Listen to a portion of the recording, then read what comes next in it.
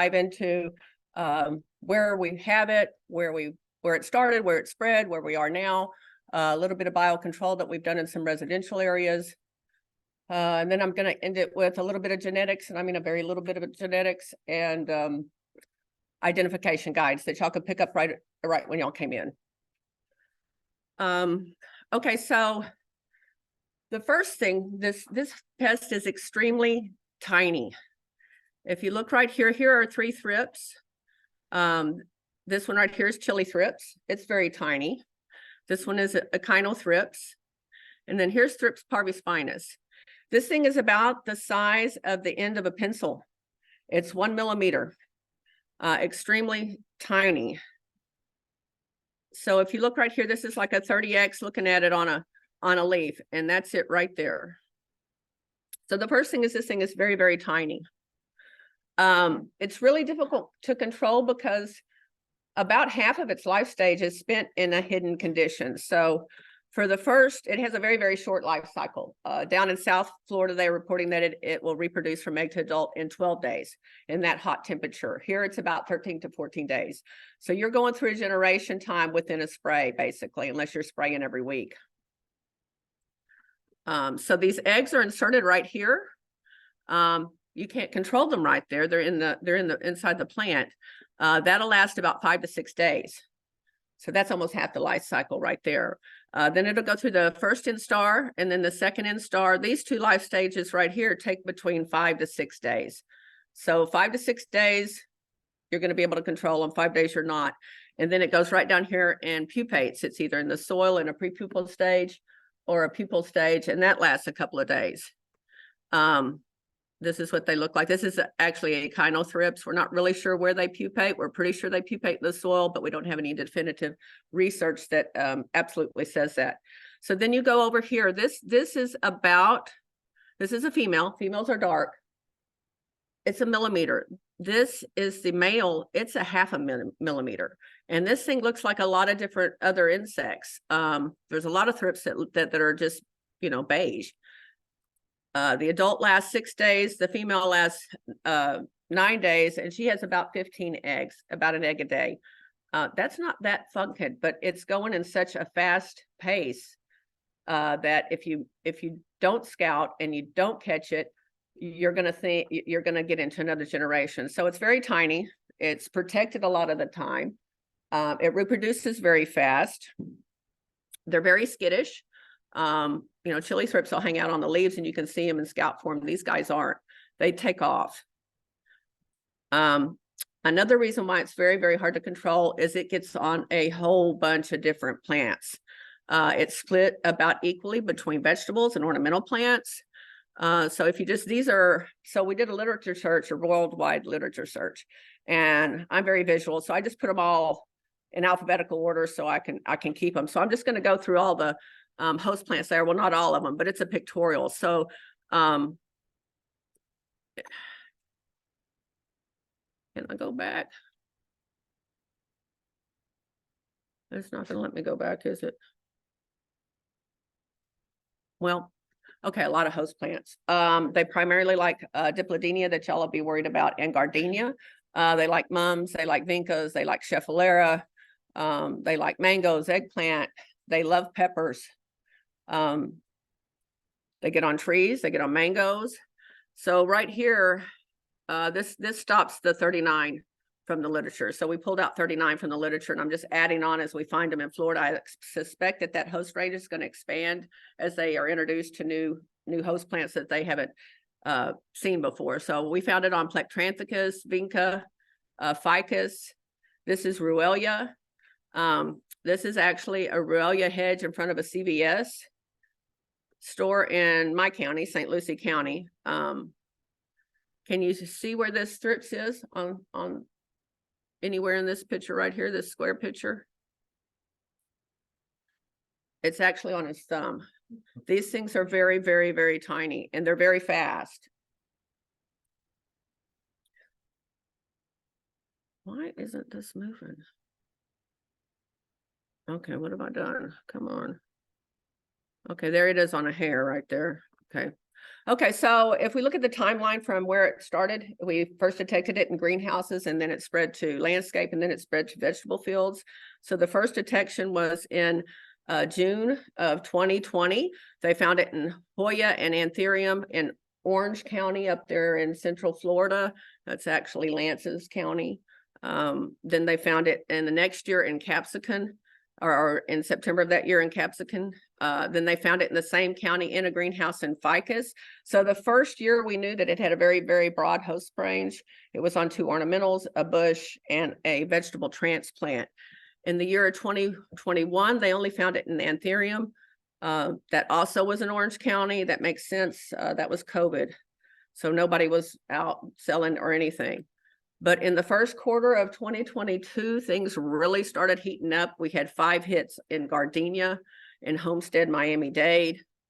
Then we found it in a residential landscape right here in Palm Beach County, on Palm Beach Island. These are very, very manicured yards.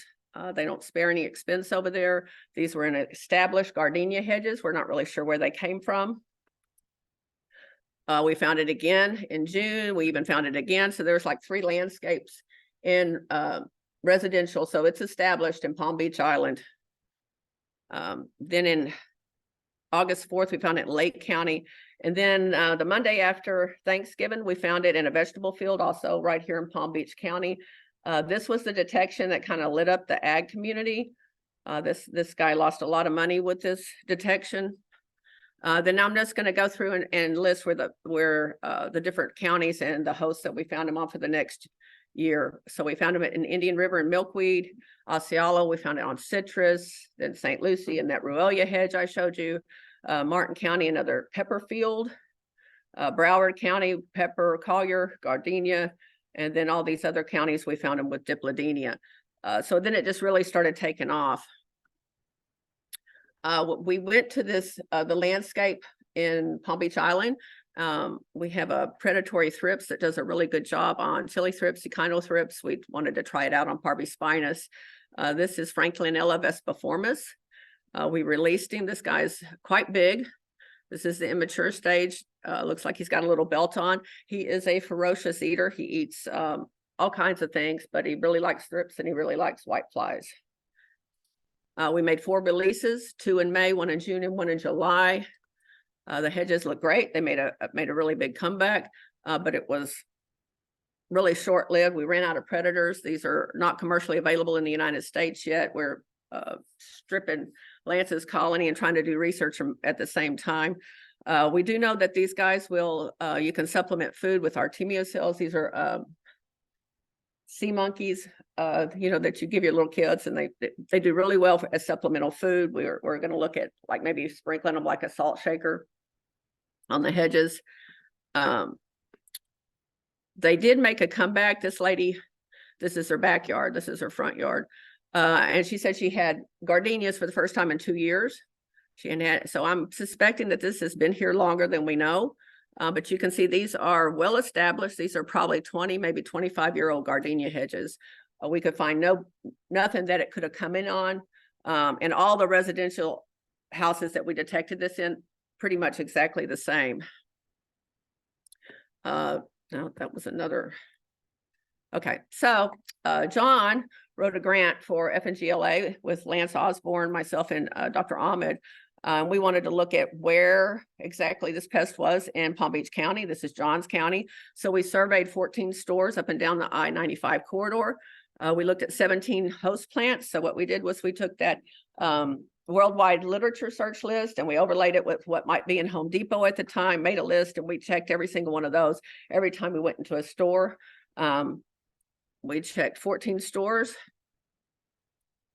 We found them in 13 of the 14. 93% of the stores had Thrips parvispinus. We found them on these 6 host plants, but primarily they were on dipladenia, gardenia, and pepper transplants. These were primarily in January through March of this year. We looked at every single transplant. You know how they wheel those big transplant things in Home Depot and they've got every kind of vegetable you could ever want. We scouted those. We looked at them very judiciously and we could not find them on anything but peppers. Tomatoes right next to the peppers, eggplant right next to the peppers. Anything you think you might find, they weren't moving over. So that's good news.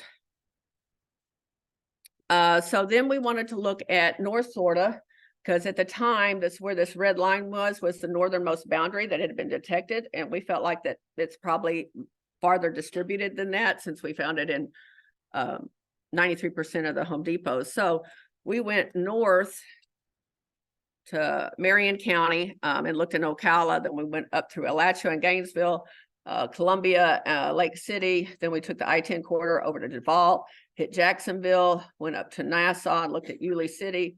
Then the next day we came back down the I-95 corridor and hit St. John's, Flagler, Volusia, and then even Brevard, because that county hadn't reported it. We found it in every single store that we looked at. I will say that from the January to the March surveys, they were heavily infested in peppers. We found them in no pepper plants in any of these stores. So that tells me the vegetable growers have been able to control it once they figured out that they had it. They have a lot bigger toolbox to look at too, more chemicals to choose from. If you overlay this with the other counties, and then DPI came and checked some, and then they had counties that we didn't have. Our count, there's 26 Florida counties positive for Thrips parvispinus at this time. They've been detected in those counties. Primarily for the northern counties, it was just Dipladenia and Gardenia. We looked at all 17 of those host plants. We only found it in those two. This is from DPI. They haven't had any new detections. Their count is 21. That's because of the counties that they haven't been able to detect it in yet. They had 11. These are the little green X's that they surveyed but did not find it. So they've looked at more counties than that. So 11 plus 26, that's 37. That's half of the counties they've surveyed. And 5 of these have been determined that they're established. So to be established, you have to be planted in the ground. So you've either got to be a vegetable field growing something, or you have to be a residential person that has taken a Home Depot plant and planted it in the ground. Otherwise, they're just interceptions. So I'm gonna talk a little bit about what happened with the grower in Palm Beach County, the vegetable grower that lost all that money. It's important for you to visualize what a field edge effect is. This looks like just dust rolling across a fallow field. This, in fact, is whiteflies. They're migrating. So if you look at this picture, this is an infrared. So black is dirt and red is green, something green growing. So imagine that you have a population that is picked up off of a field that's just been plowed under and is going to the next best green thing. Pardon me. You can see this, it just looks like just a Pac-Man, right? Where whitefly are coming in. So they're coming in. Come on.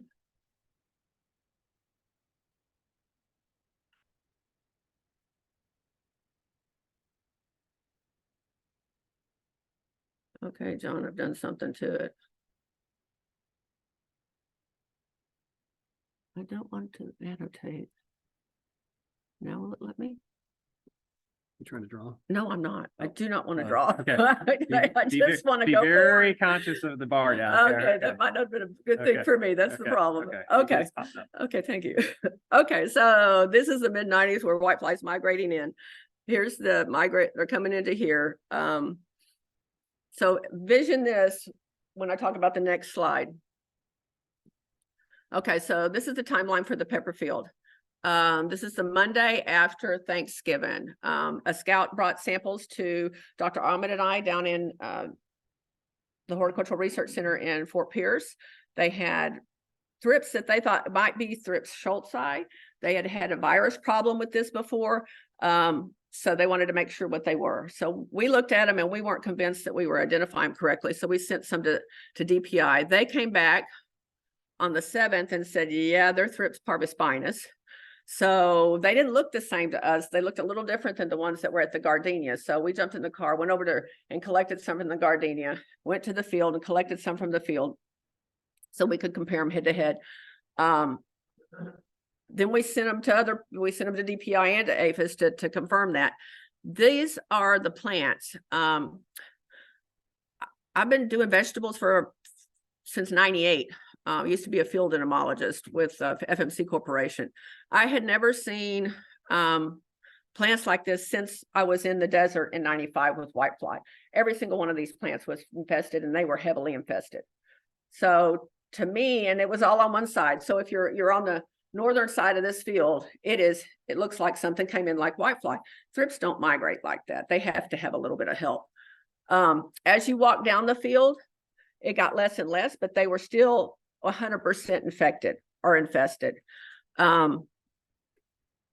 We sent these to APHIS. They confirmed it again. We came back a couple of weeks later, and these are what these plants look like. This is 2 weeks. It's one generation. They completely dropped their fruit. They lost all their fruit. This guy got no yield out of this crop whatsoever. So we're trying to figure out what the heck, how'd they get here? Why are they here in this uniform, heavily infested manner? They either migrated in or they came in on the transplants. The grower got all the transplants from Georgia, so that didn't happen. They had to come from somewhere. So if you look and you're standing on the north end of this field and you look this way, there's the compost. I don't know. There's the compost maybe 100 yards, maybe a football field away. This is the compost that the landscapers use to bring all the refuge from the island.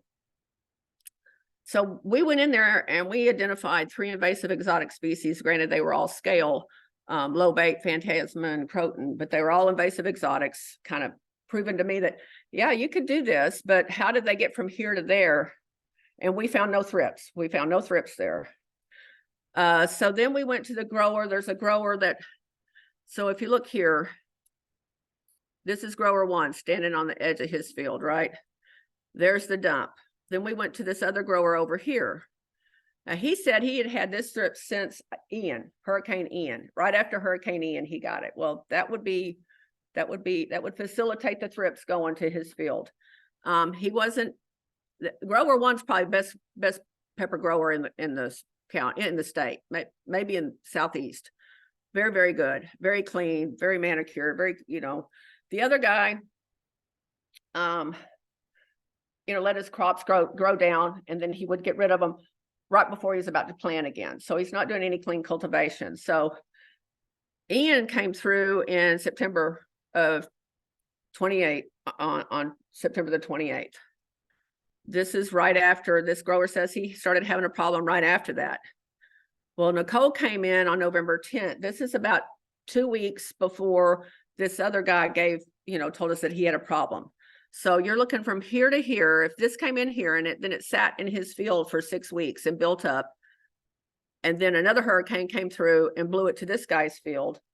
And for 2 weeks, he didn't really know what he had. Because if you look this, and you go out there and you're an entomologist, you're going to go, that looks like mite damage. That's probably mite damage. So he throws, a miticide on there. It doesn't really get good control. This also looks like a virus. I will say that we found no virus. We gave it to Scott Atkins, really, really good virologist in our lab. He did it for the whole screen of viruses. So it's not a virus, it's not a mite. But if you miss that jump for 2 weeks, you've already got a generation. So and then, it was just so high. He lost about $1.4 million. He didn't get anything out of this. So this is what alerted everybody that, wow, we could get some damage out of this. He did control this. I will say we sampled here and there was 270 thrips per 30 beets. This next date, there was only 3 and 2 of them were dead. So he was able to control them when he figured out what to do, but it was too late for this crop. He'd already got to the blooms. I'm going to zip through that because that's not my deal. So I'm just going to quickly go over the field guide. You can get it back there. You can pull it off our website on how to ID this thing. There's distorted leaves. First, you're going to look at the damage. Then you need to scout. If I don't tell you anything else, you need to scout for this pest, because if you wait till it gets on the flowers or you start seeing something deformed, it's probably going to be too late. Because it hides and it's difficult to control. You can look in the flowers, but again, if you wait till they get to the flowers, it may be too late. This is that key is just for dark thrips that you may find in ornamentals. It doesn't discuss anything else, the lighter thrips. But here is our guy. He's the smallest one. Here he is again. He's got a very, very dark abdomen. So he's two color. She's two colored. Very dark abdomen, lighter beige top. So they're two colors, very, very small. Here is, if you think you haven't, you bring it back, look at underneath the microscope. Here's some taxonomic things.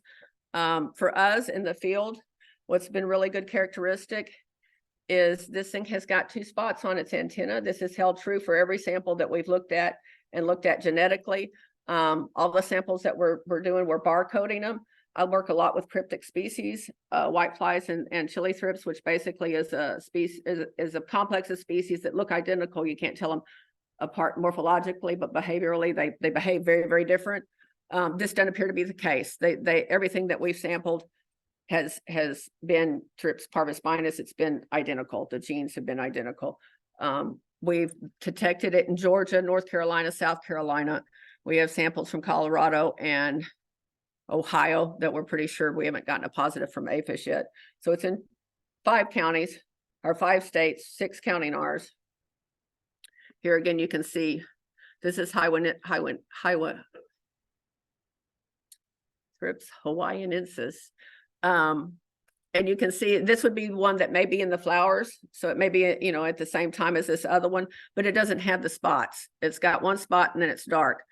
These have got definitely 2 spots, and you can see this with the 30X lens in the field.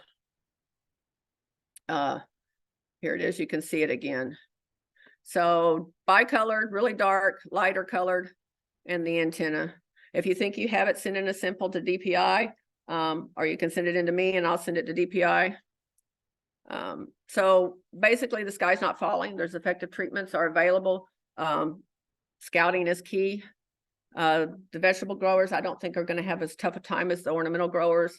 The ornamental growers are not going to have as tough a time as the landscape people, basically because your tools start getting limited as you go down that chain of users. Scouting is key. You've got to scout for this pest. It is not obvious that you have it until there's a lot of them. It reproduces very rapidly. Really, really rapidly. So scouting is key. Detections made from a potted plant like Home Depot is considered an interception. So if you think one of your landscape people, if you think you have it in the landscape, please send me a sample so we can get it documented that it is moved into the environment and wherever you are. And I'd like to thank all my collaborators, the FNRI and FNGLA for funding this. Thank you.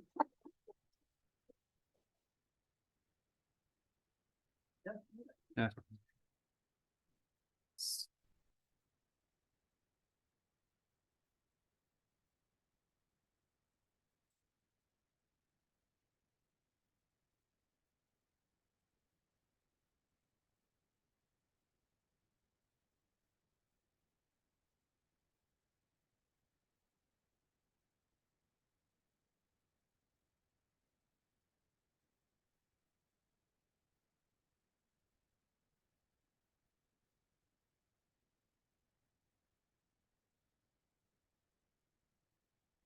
All right, Dr. Osborne.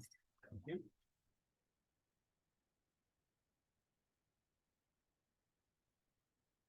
Okay, Cindy alluded a number of times to the fact that it's important to do scouting. Now, I had 2 other talks and I ended up trashing both of them last night. So you're gonna have to bear with me. This may not be the most organized, but I want to talk about thrips management and mainly scouting.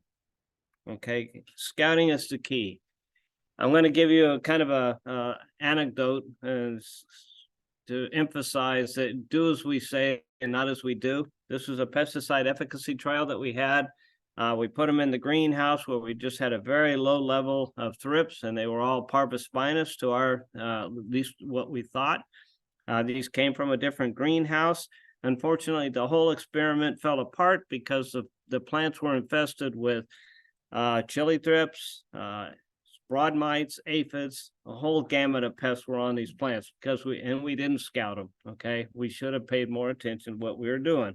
So we lost the experiment, but we did gain some information. One thing that showed up was the thrips that Cindy was talking about, and so it's very aggressive and eats lots of thrips. This is the female grabbing a thrips and eating it. So they're very aggressive. So when they're there, the thrips population declines rapidly. We also experience what we call pesticide-induced pests. You know, this is the father of biocontrol, basically saying when we kill all the natural enemies, we end up inheriting their work. And that's kind of what happened in this experiment. We tried a number of different compounds. Plants looked fairly healthy. They had green leaves. The fruit looked really nice with mainspring.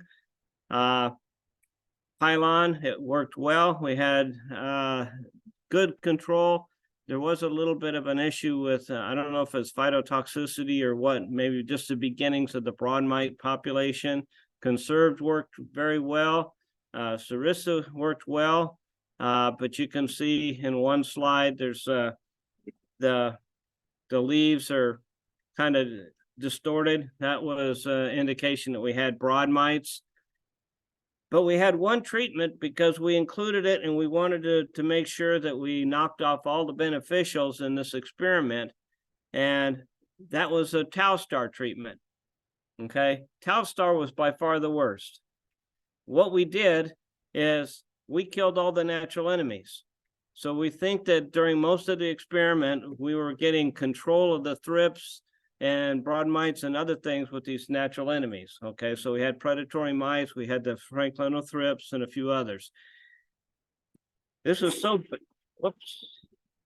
bad that the chili thrips moved in and they're basically taking the plant apart. They just destroyed the plant. I don't know if there's an interaction between parvispinus, but we never did find parvispinus. The chili thrips moved in and they started out at about the same numbers as the parvispinus, but at the end of the day, the experiment was a total bust. So again, the point is that you need to scout. Okay, mechanics of scouting. Every year in the fall at a research center in Apopka, we have a scout training program where the growers are allowed to send an employee as long as they're going to be doing their job of scouting once they go back to their nursery. And it's a 3-day event where we teach them scouting from entomology, plant pathology, cultural issues, and that sort of thing, biotic factors.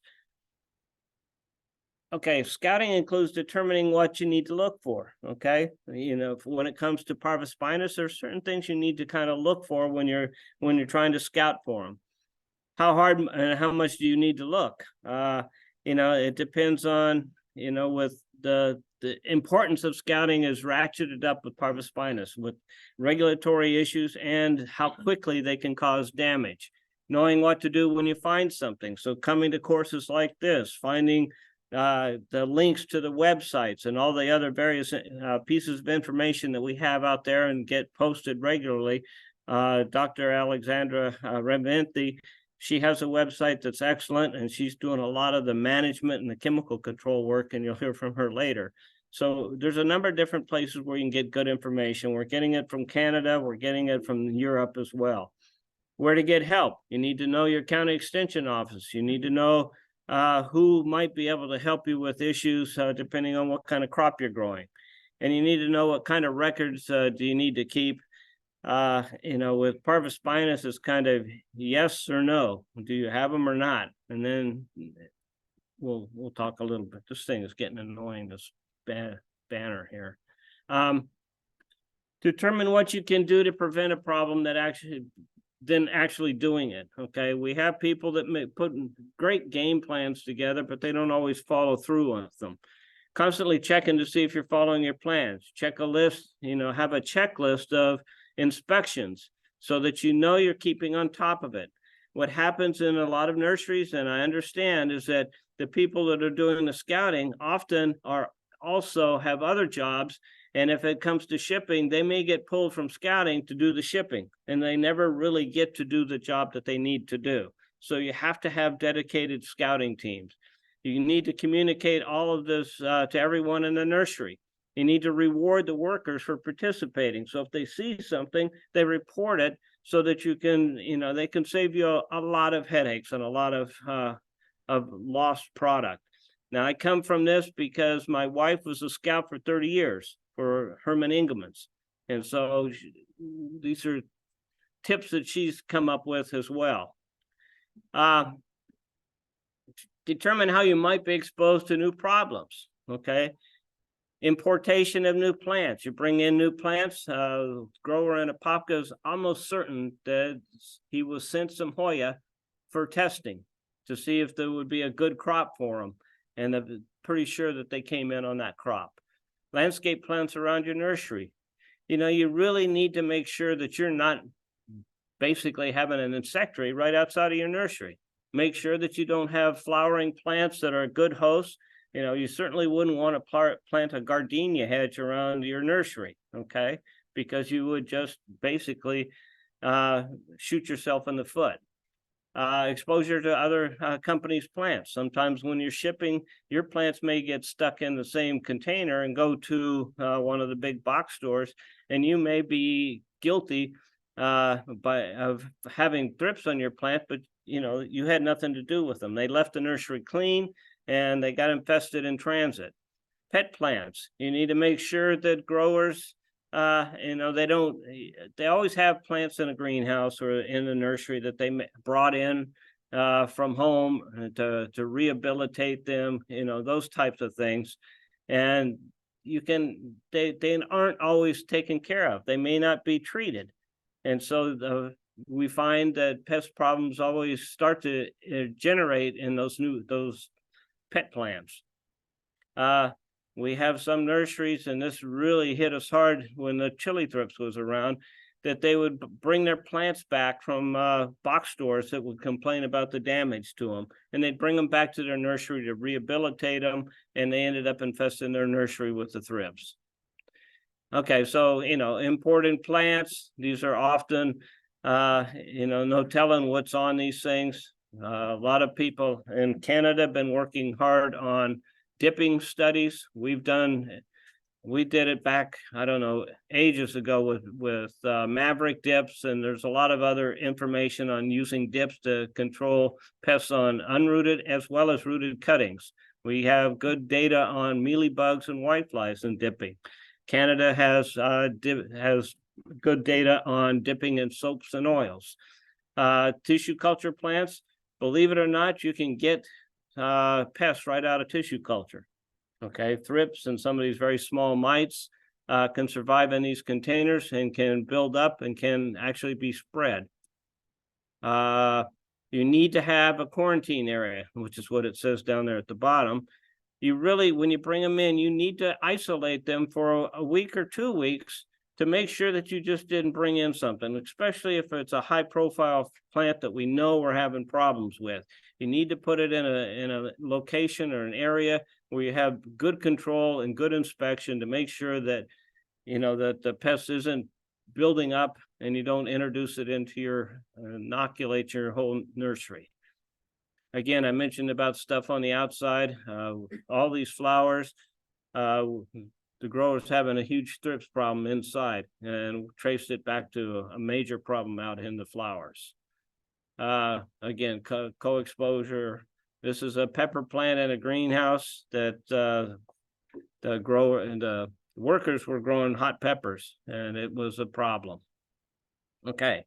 Objectives are clear and articulated. You really need to make sure, the management all the way down to the person that's actually doing the scouting, and even other co-workers know exactly what the objectives are and what they're trying to do.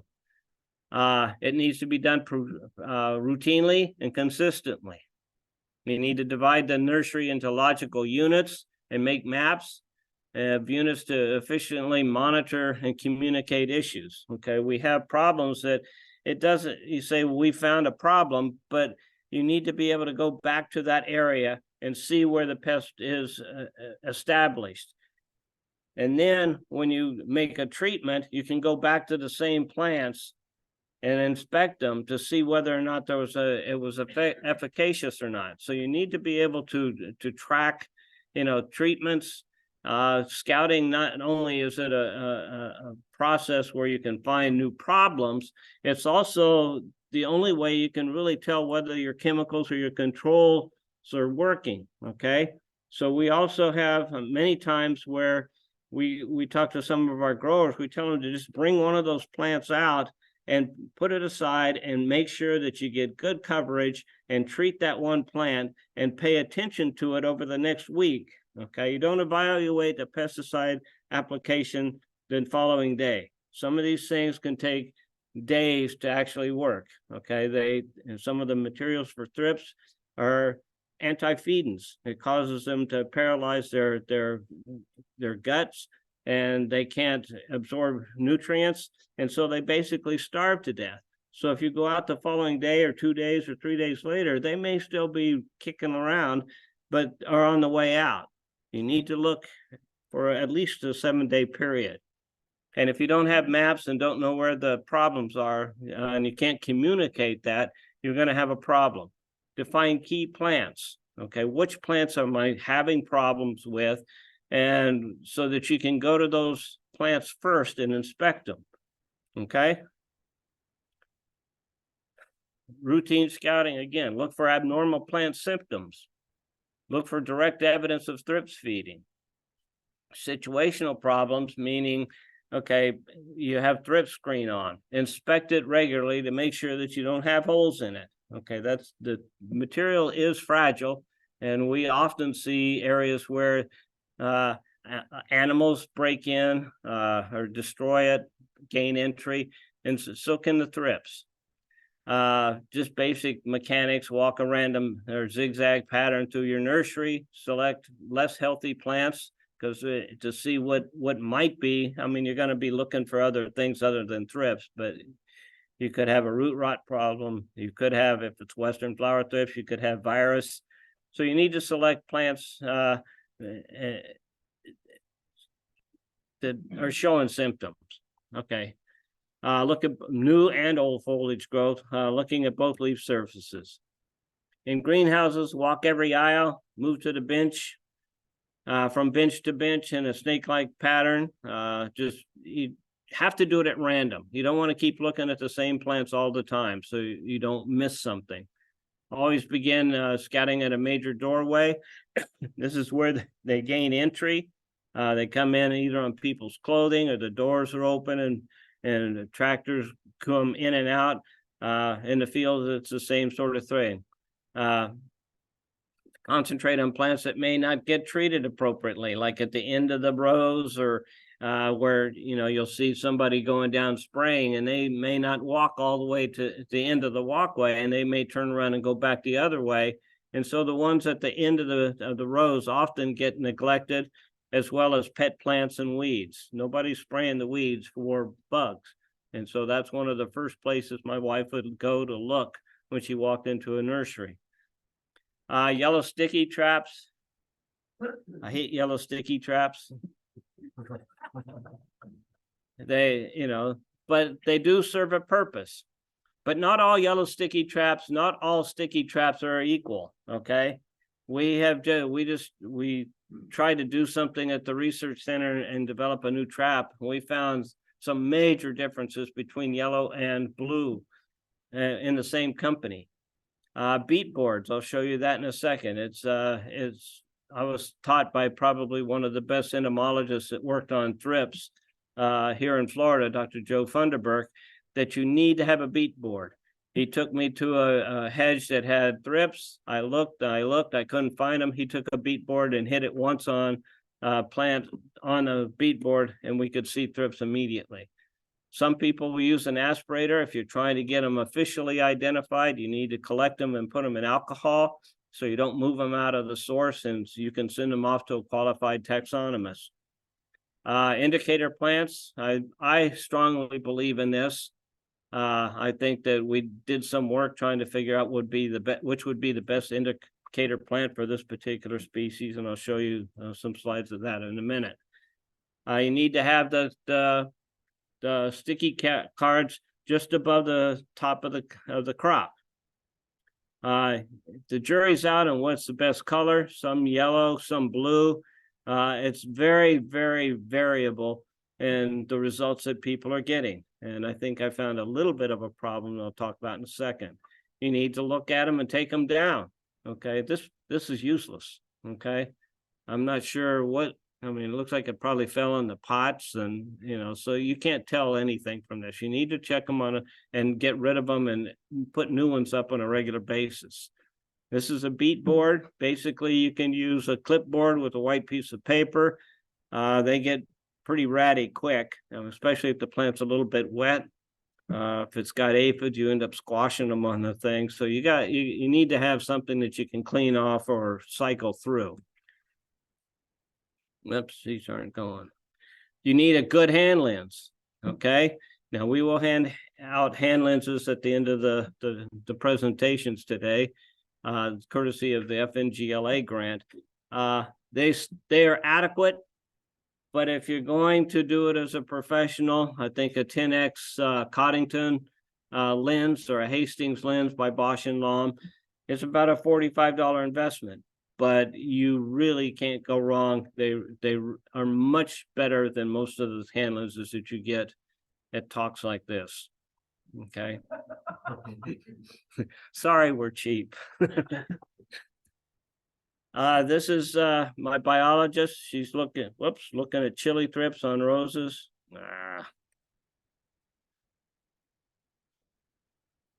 It hung up. Oh well. She's getting down. I have problems with doing beet boards in some ways that all of a sudden you look down and there's all these little things scattering around on the thing and you're trying to figure out what they are. Some of them really small. You try to use a hand lens to get down in there. They either fly away, you get the bugs in your hair. So there are some issues with that. And that's one thing that we're trying to do. So we were taking these sticky cards and putting them on plates. These sticky cards have a double stick them on both sides. And okay, and it worked very well. The problem with the yellow sticky card is Thrips parvispinus gets up and walks off of them. Okay, either they're too little, too light, but it just wasn't sticky enough to hold them. The blue, however, is extremely sticky, made by the same company. Okay, well, we were trying to beat plants on it, and it became a problem. A lot of times you end up with these little tiny things called springtails or kalimba, and with an unaided, without your hand lens, it's hard to tell whether you're dealing with a Thrips parvispinus or a calimbula. They're these little gray, dark-colored insects that run around and as fast as the thrips. And they propel themselves through the air. But again, if you're trying to scout for parvispinus, you need to be able to make sure that what you're saying is a thrips is really a thrips, or it isn't one of those guys. Joe Funderburk would, after he used the beet board, would take a paintbrush and dip it in alcohol and then touch it to the insect and then put it back in the alcohol. I mean, that's good for collecting a sample that you can send off for identification, but it might not be what you need for following pesticide efficacy and those sorts of things.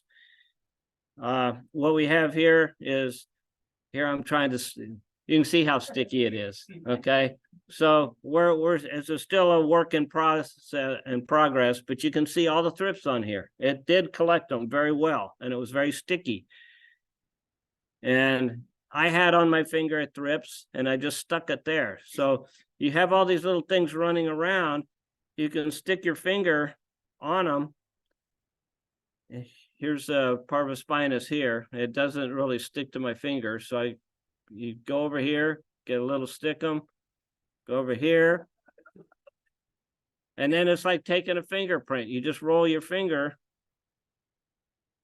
And there it is. Whoops. There it is.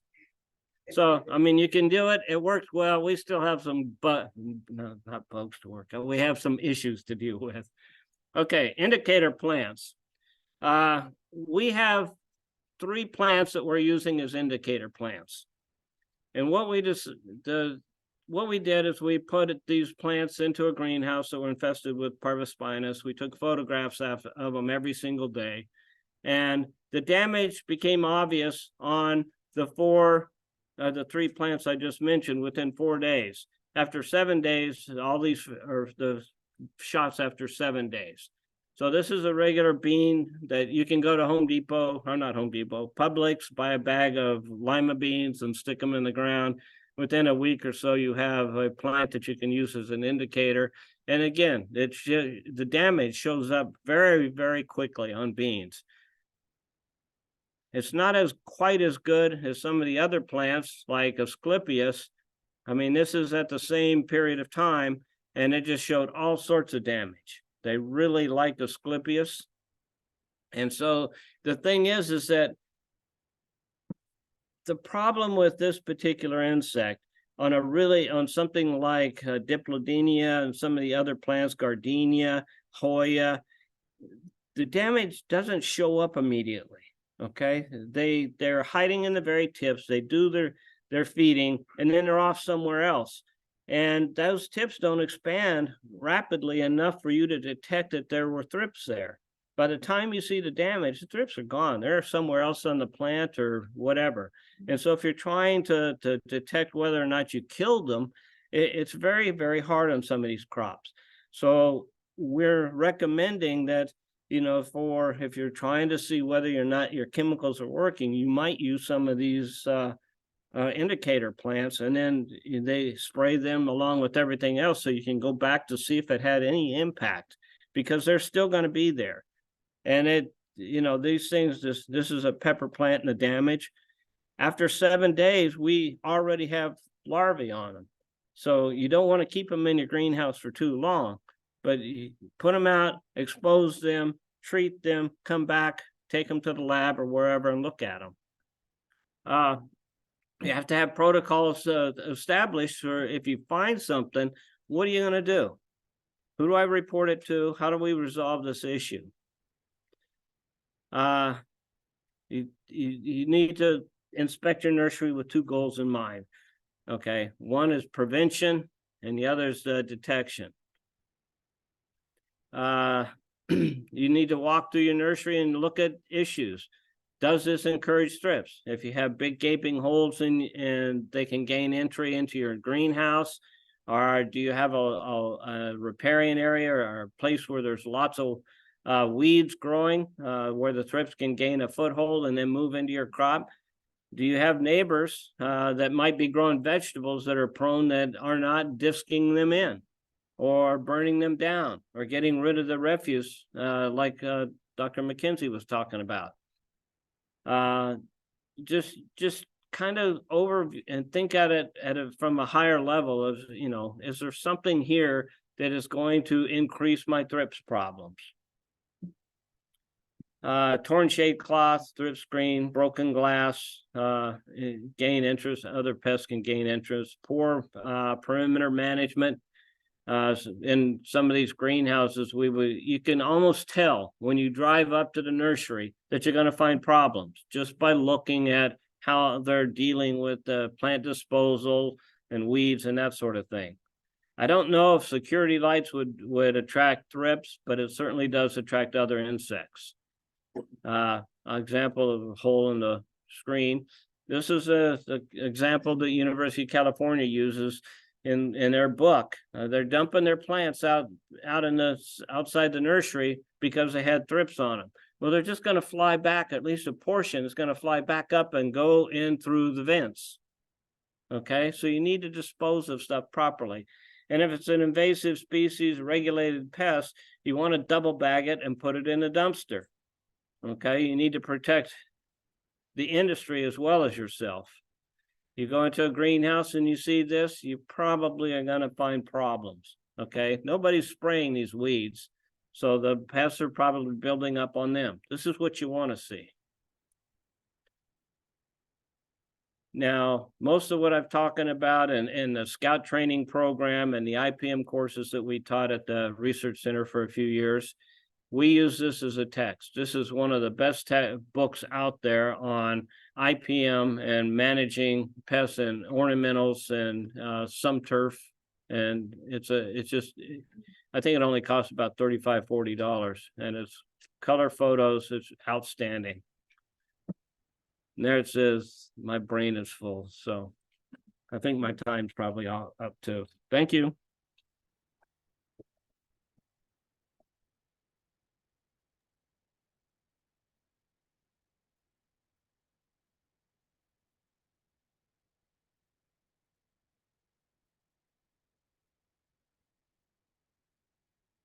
All right, Alexandra, you're up. Okay, We're seeing your view. I'm gonna stop. Um, It should okay, be you're good. good now, right? You can see my slides. Huh? Yep, Okay, you're coming perfect. through. You're good. Great, thank you. Good morning, everyone. Thank you for being here with us today. My name is Alexandra Revinthi. For those who don't know me, I'm an assistant professor at Tropical Research and Education Center. I'm based in Homestead, and today I'm going to be talking about laboratory evaluations of various insecticides that include chemical or conventional, biorational, but also some microbial insecticides. Before I start, I would like to tell you that this is a lab bioassay because we have a lot of products in hand and we want to find good candidates to concentrate the research efforts.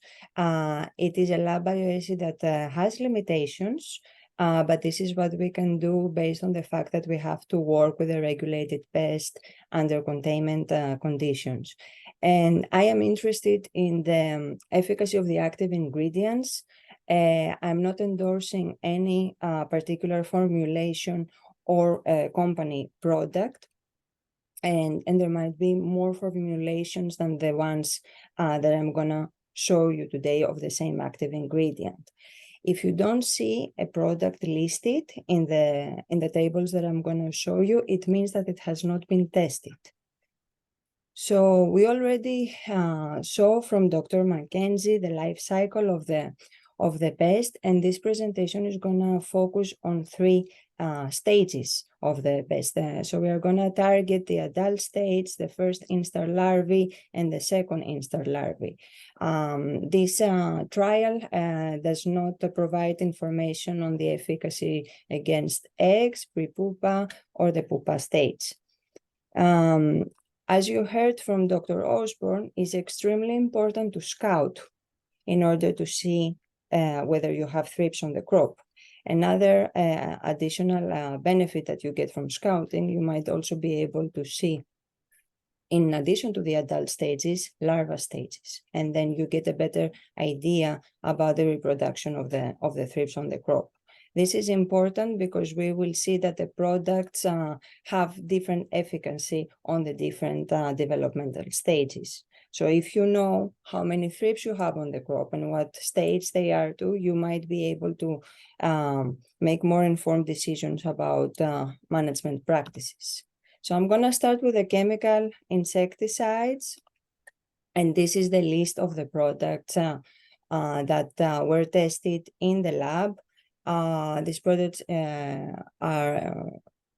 belong to various groups, including neonicotinoids and software chemistry like azadirachtin.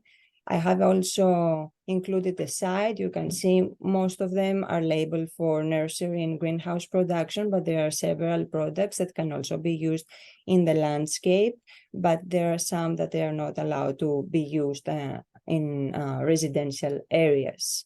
I have selected the highest rate based on the label and where it states that thrips is the target pest. I selected that rate.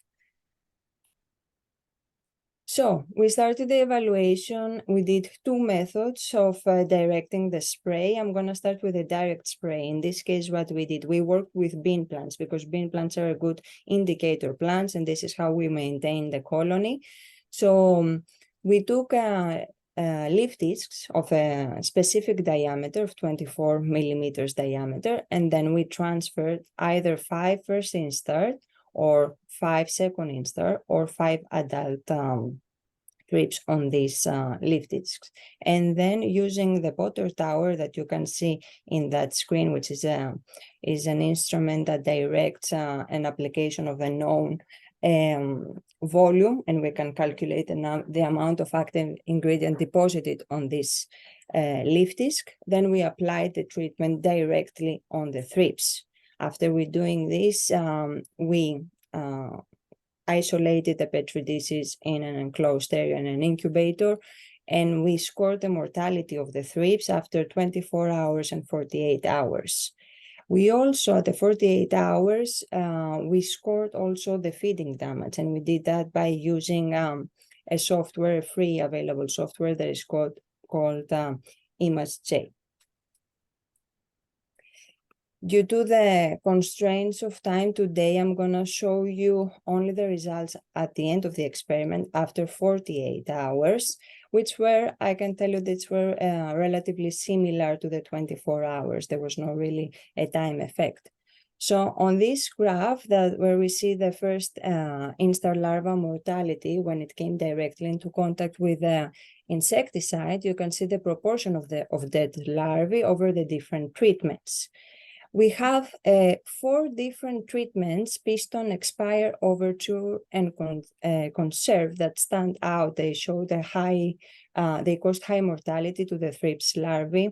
However, there is another group consisted of Pratia, Tymectin, Pedestal, Hatsi, Tristar, and Sarissa, which showed relatively good efficacy. It was more than 70%, in the case of Pratia, approaching 80% of mortality, that we should also not neglect.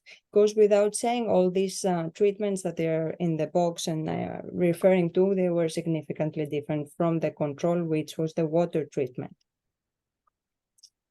When we have a closer look to the damage that this first instar thrips larvae caused on the leaf disc, you can see that the best performing products were again overture, piston, and conserve.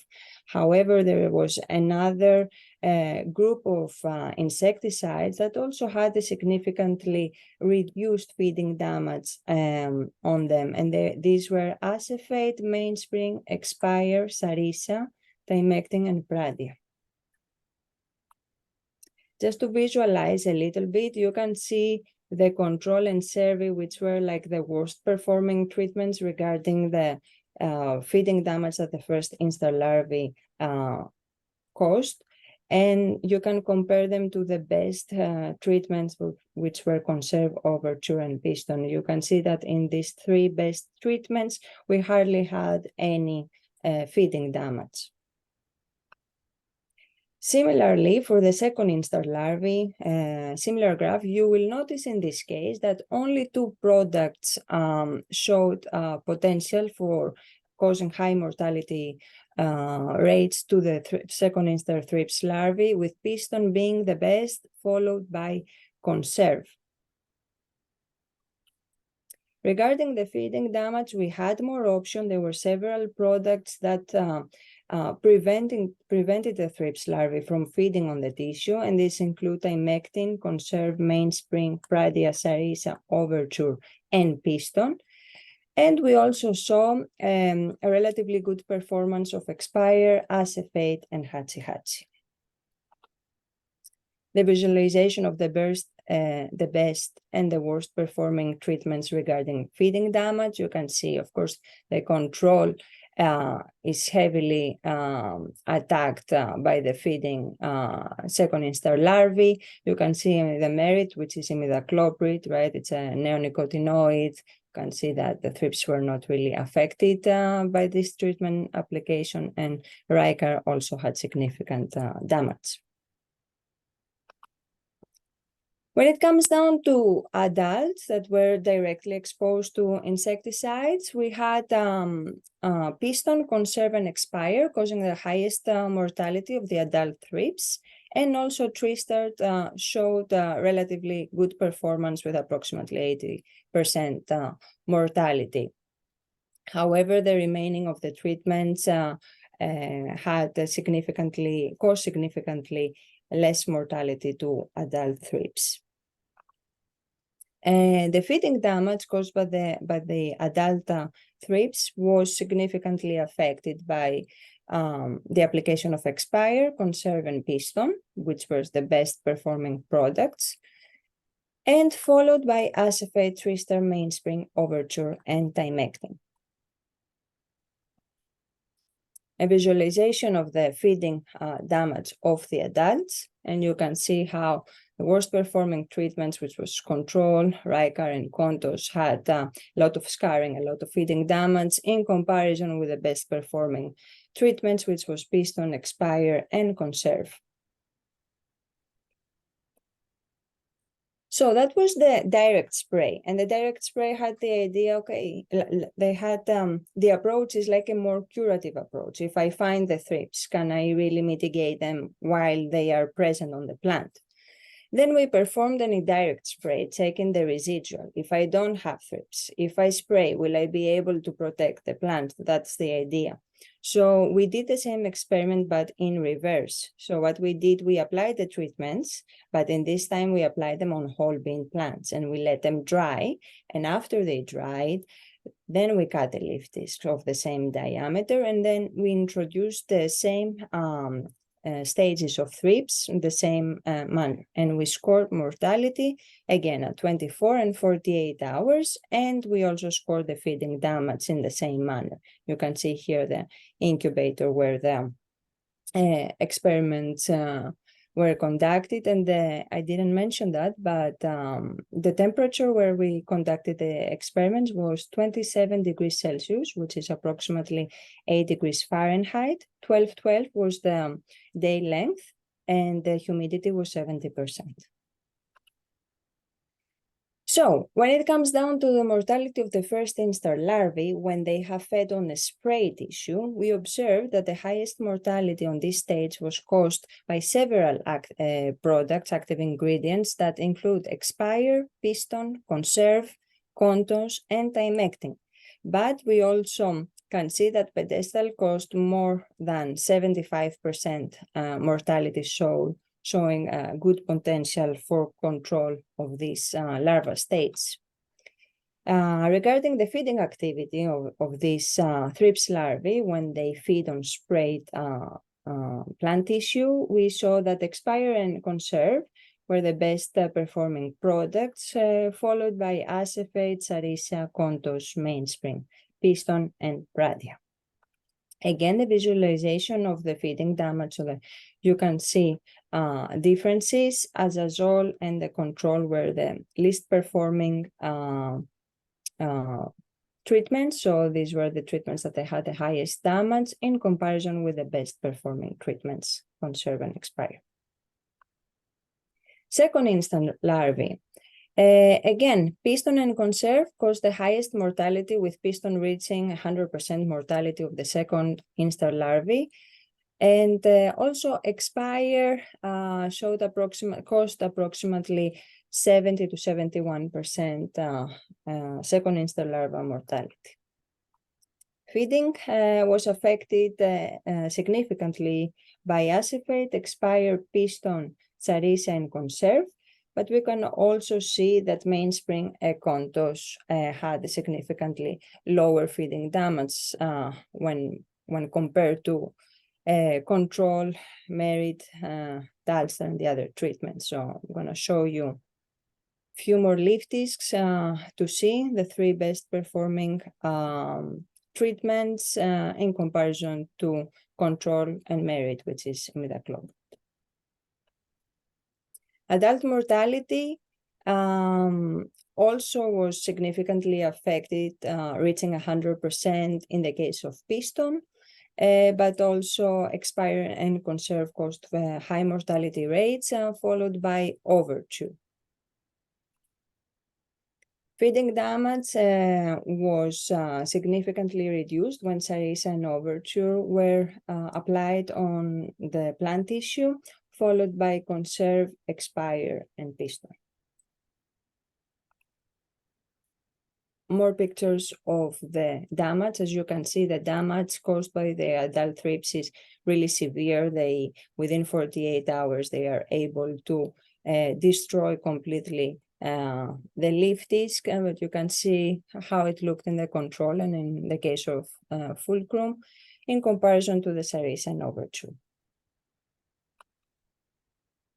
So switching gears now to the second group of products that were tested, that I labeled them as biorational insecticides, but I should be very explicit by saying that in this group, we also tested horticultural oils and one insecticidal soap. So they are not all biorational, but there is a bigger group that includes horticultural oils and insecticidal soap.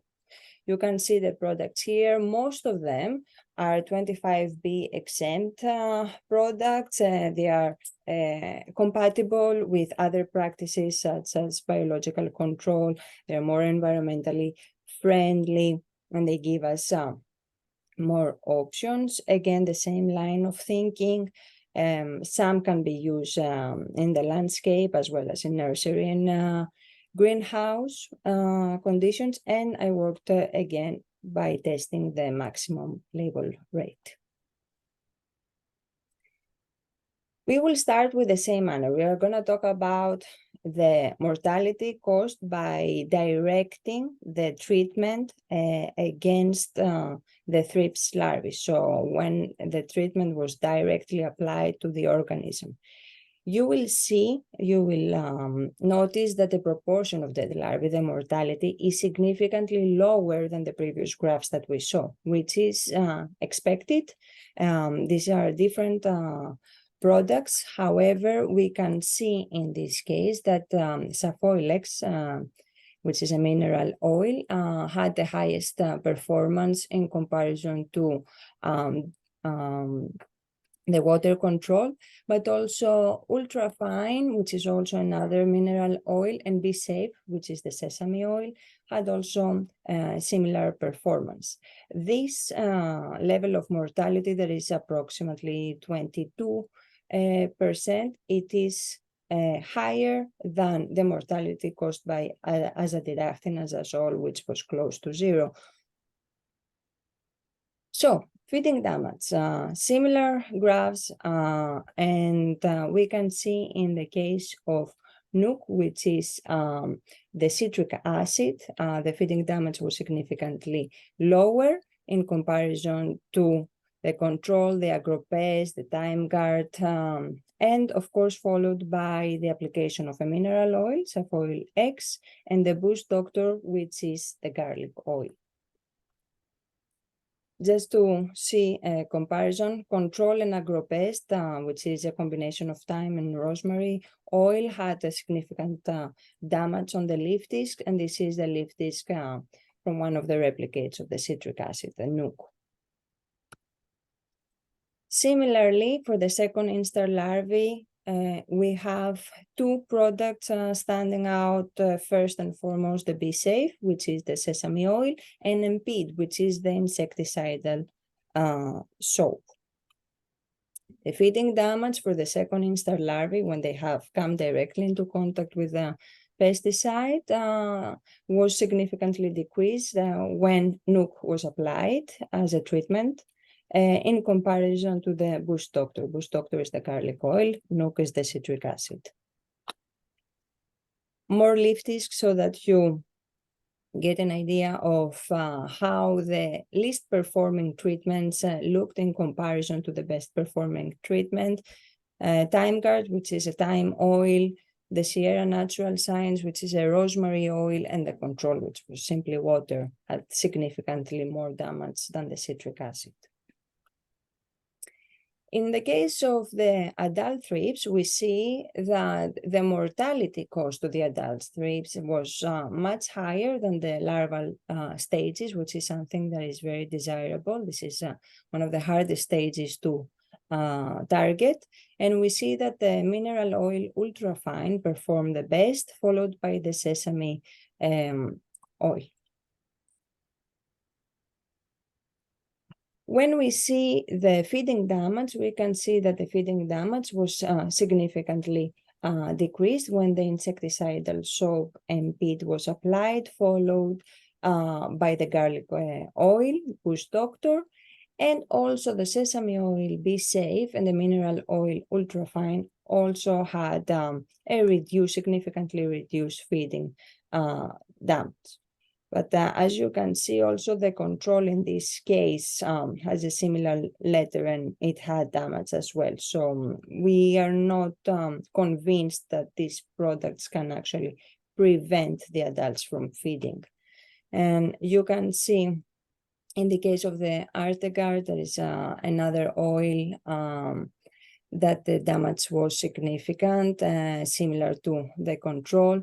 The garlic oil had some parts that we could locate some damage, and these are the leaf disc from the MPT. You can see a light scarring on the leaf discs. However, these leaf discs look much better than the ones on the left. So in the case of the indirect spray, when we sprayed the plants with one of the oil treatments and then released the thrips, you will see that when we looked at the first instar larva mortality, only the ultrafine mineral oil stood out, causing the highest mortality, approximately 30%. And regarding the feeding damage, we observed that Saphoilex, which is also a mineral oil, caused significantly less feeding damage on the leaf in comparison to water control. Also, the treatments Be Safe, the sesame oil, and Bush Doctor, the garlic oil, showed good potential in reducing the feeding damage caused by first instar larvae. More leaf discs, just to see that a combination of thyme and rosemary oil or a thyme oil by itself were similar to the water control. And in the case of Saphoil X, there was a slight damage on the leaf discs, but it was much more reduced. When we looked at the second instar larvae, we have the sesame oil, Be Safe, causing the highest mortality, although low at 20%, followed by the mineral oil Ultrafine. Similar results were obtained regarding the feeding damage. Ultrafine was the product that caused the significantly less feeding damage, followed by the sesame oil, Be Safe. A comparison of the agropest and control, which were the worst performing products when compared to the ultrafine, which was the best. You can see again slight damage on the ultrafine, but definitely less than the other two treatments. Regarding adult mortality, the ultrafine again showed significantly higher mortality to the adult thrips, reaching approximately 42% in comparison to all the other treatments.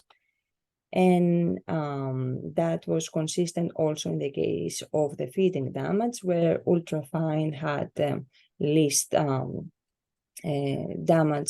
noticed damage on the leaf discs. However, you will see that this was not different from the water control, but it was significantly less than agropest. And I'm going to show you the leaf discs. Agropest has thyme and rosemary oil, and you see the damage, how it was. This is a picture of the control, and this is the ultrafine that had some scarring, but it was much less. So while we were doing these trials, we also had some microbial insecticides available, and we thought that as an exploratory method only, we thought to include these products in our trial. I need to point out that this bioassay is not appropriate. It's not an appropriate design to test by microbial insecticides, that they need a special and different handling.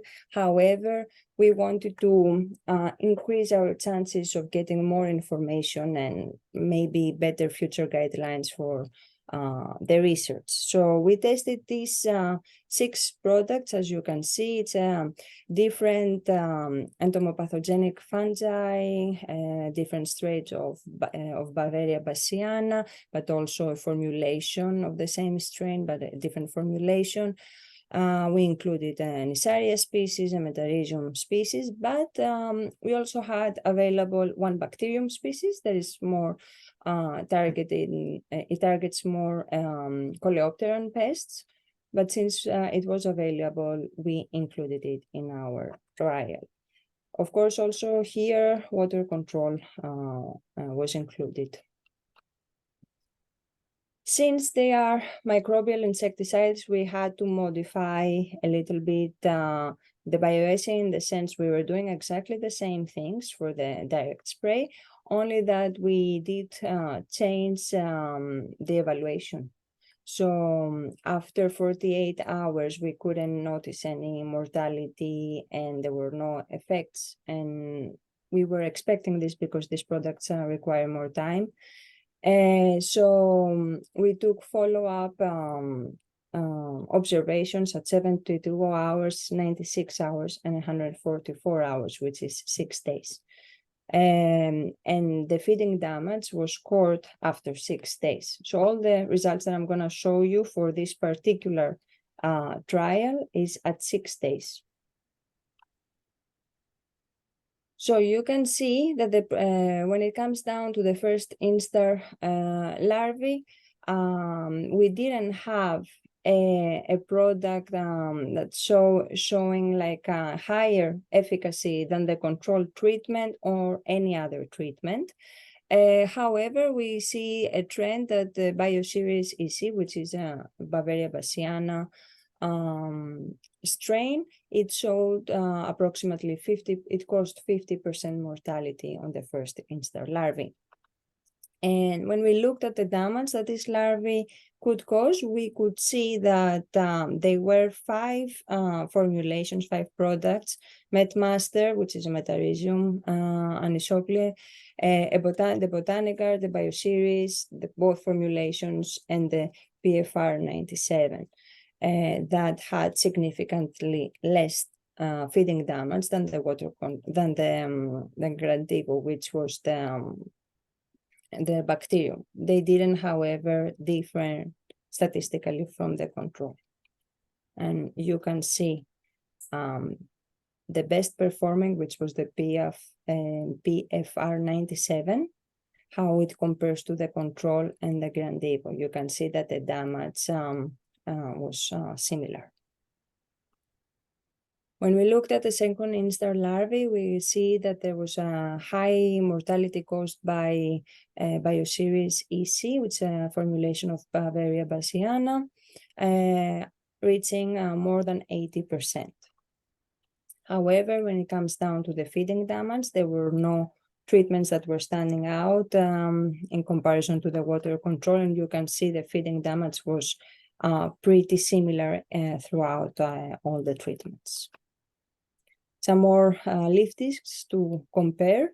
As you can see in all 3 leaf discs here, we can see a similar pattern of the feeding damage. And when we check the adult mortality, when it came directly into contact with microbial insecticide, again, the Bioseries showed a promise causing more than 80% mortality. However, again, the feeding damage was not affected by any of the treatments that were applied, and it was a little bit higher in some cases, like in Metmaster, and lower in Bioseries EC. However, these results are not statistically significant. You can see the visual comparisons, the Metmaster, which was like the worst performing, the control, and the Bioseries EC.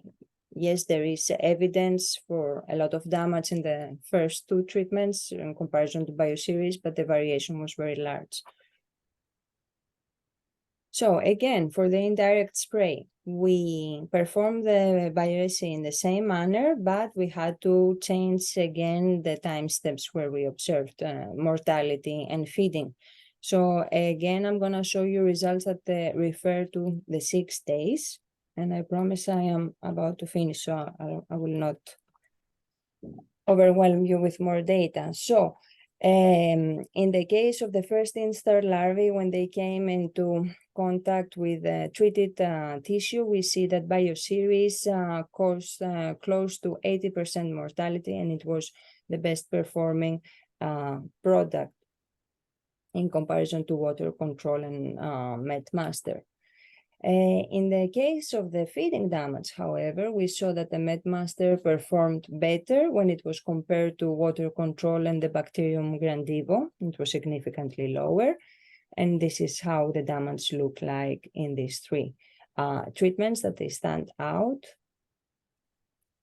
In the case of the second instar larvae, we had the surprising results that Bioseries EC caused 100% second instar larva mortality, which was a great result, and it was, of course, significantly different than the water control.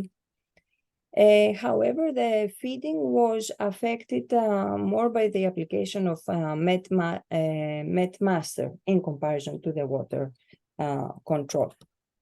And you can see how the results look like. One of the worst performing treatments was the Bioseries, the WP formulation in comparison to control and MetMaster. Adult mortality, the highest mortality was approximately 40%, and it was caused by the bacterium this time, comparison to the other treatments. And Bioseries WP was the treatment that to which we observed the least feeding damage caused by adult thrips. A representation of how the feeding damage look in the Grandivo versus control and the Bioseries WP. And just to sum up an overall representation of the chemical insecticides, you will see that we have several promising active ingredients that they are already formulated that could either cause a direct or indirect mortality to the different developmental stages of the thrips, the first and second instar larvae and the adult, but they also have the potential to decrease feeding activity on these thrips. Given the fact that thrips are very prone, they can develop very fast, and they are very prone to develop resistance, we really need to rotate. And the good things with these products here that I have color-coded is that most of them come from a different group. So there are several options for rotation that you should consider, but of course taking into account the thrips population that you have on your crop and the stage of the infestation and the stage of the thrips that you see. Regarding the biorational insecticides, although they didn't cause the same level of mortality to the different thrip stages that we saw, we did see a good performance in several of them, and I have included the best performing products in this table. And these are definitely options that we should consider because they can be incorporated in an IPM program. They are friendly to natural enemies. They can be combined with biological control. And of course, they are also efficacious towards other pests, not only the Thrips parvispinus. So before I close, rotation is a key to avoid resistance, and this is not true only about thrips, but for other pests as well. The horticultural oils, the biorational insecticides, and the soap should be considered in a rotation program, despite the fact that might not cause the same level of mortality. We saw that the first instar larvae are more susceptible and better, is easier to control than the second instar and the adult thrips, and that the adults cause more feeding damage than the larval stages. And lastly, we also saw that the microbial insecticides show potential. However, more research is needed on that end in order to be able to evaluate them properly. I will make available this presentation in this website towards the end of the week so that you have all the tables with the rates that were tested. And with that, I would like to close. Thank everybody who participated in this research, FNGLA, the Miami-Dade chapter and the Miami-Dade Farm Bureau for providing financial support in the beginning of this research, but also the National Hort Foundation that funded that project later on. In addition to USDA ARS. And I would also like to thank FTAX TPI for providing me the permit and allow me to work with these Thrips. Thank you for your attention.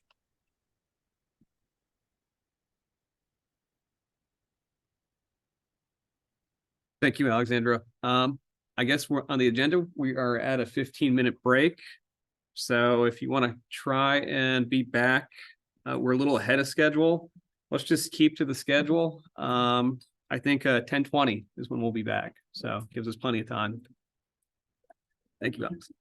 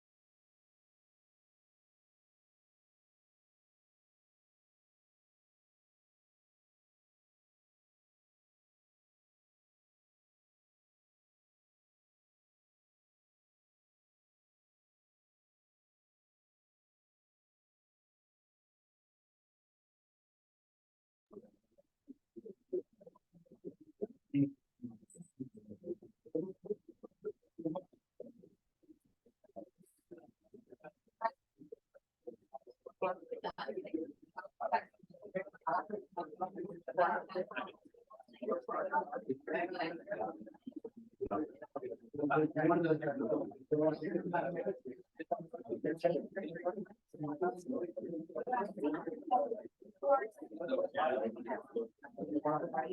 right, folks, we're gonna get back to it.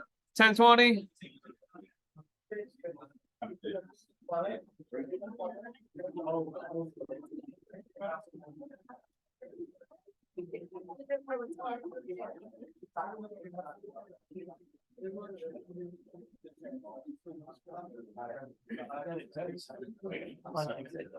Excuse me. Lane Smith. He's helping me a lot. I'm a nursery inspector.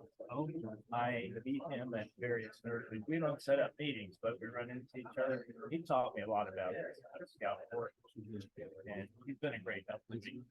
So I just wanted to. Yeah, if you want.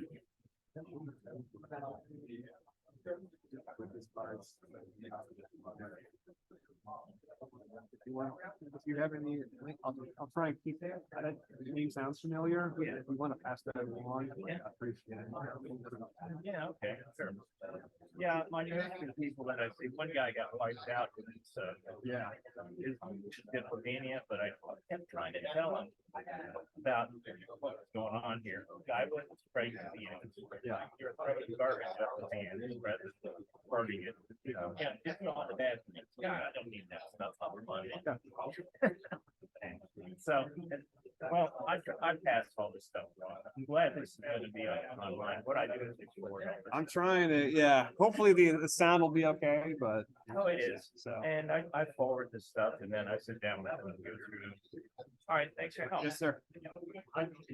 All right, we're gonna get back to it here. I'm just gonna go ahead and start presenting. There'll be me, Mr. Zito after my talk, and then we'll go ahead and we'll have an open panel.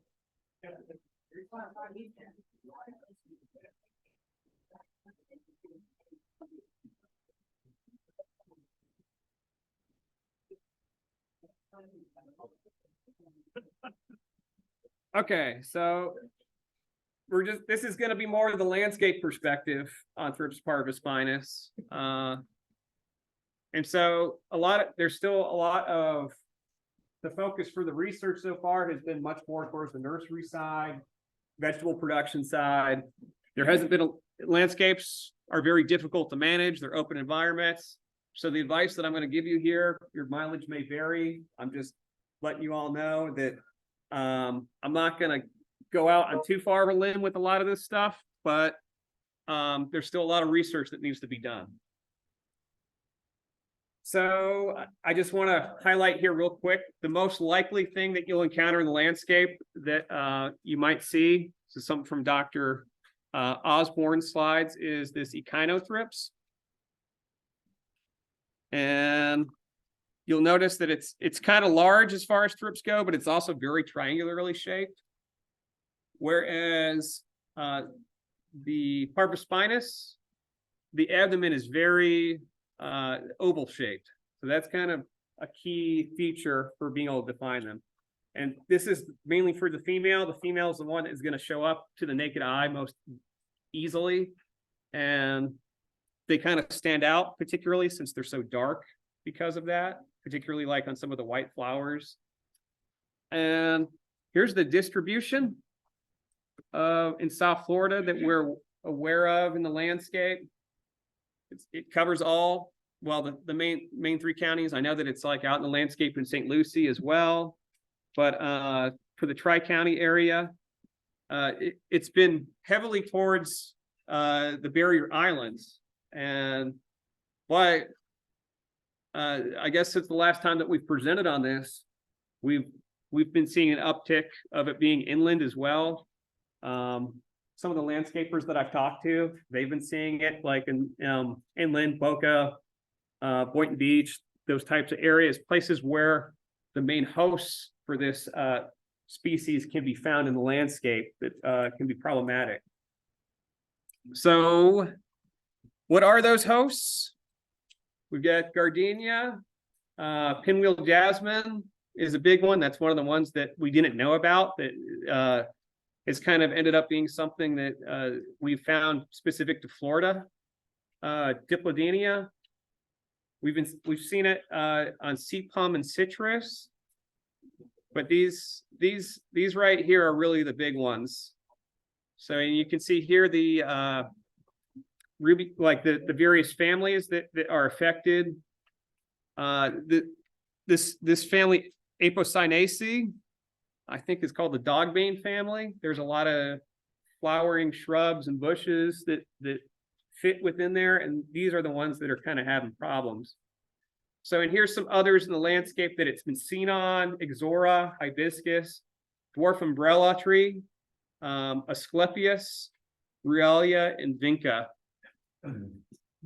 You can see there's more members here that are part of that family, the Apocynaceae. So I'm just going to show you some quick pictures of the damage in the landscape, what it looks like. Here's the gardenias. You can see that the new growth in particular is malformed and irregularly shaped. And then if you're out scouting, this is what to your naked eye that you might be able to pick up. It'll just be on these areas that are often the most impacted, this new growth. You'll be able to see just a little cylindrical dot, and those are often the adult females. Good. I mean, for the others, the instars and the males, they're small and yellow, very difficult to find when you're actually out scouting for them. It's more gardenia damage. So here's the what we think of as Schefflera. It's been renamed recently to Heptaplurum, and this is the damage that shows up. You can see that it's stunted. There's some scarring along it. And this was an interesting one that we found really early on, like out on the island, was that it was on this Cocalova, which is this one in particular is a hybrid, but it's a hybrid with a sea grape. And they have really dense, waxy leaves, but despite this, it was still being able to be impacted. So that's what the damage looked like. I'll come back to this one in a bit. The other one that like we see it really impacted is the pinwheel jasmine. So, and here's what it'll look like. Sometimes you can find the adult females and just more irregularly shaped leaves. And then if you're able to have the flowers present, like they pop up, they just pop right out on white flowers a lot of the times too.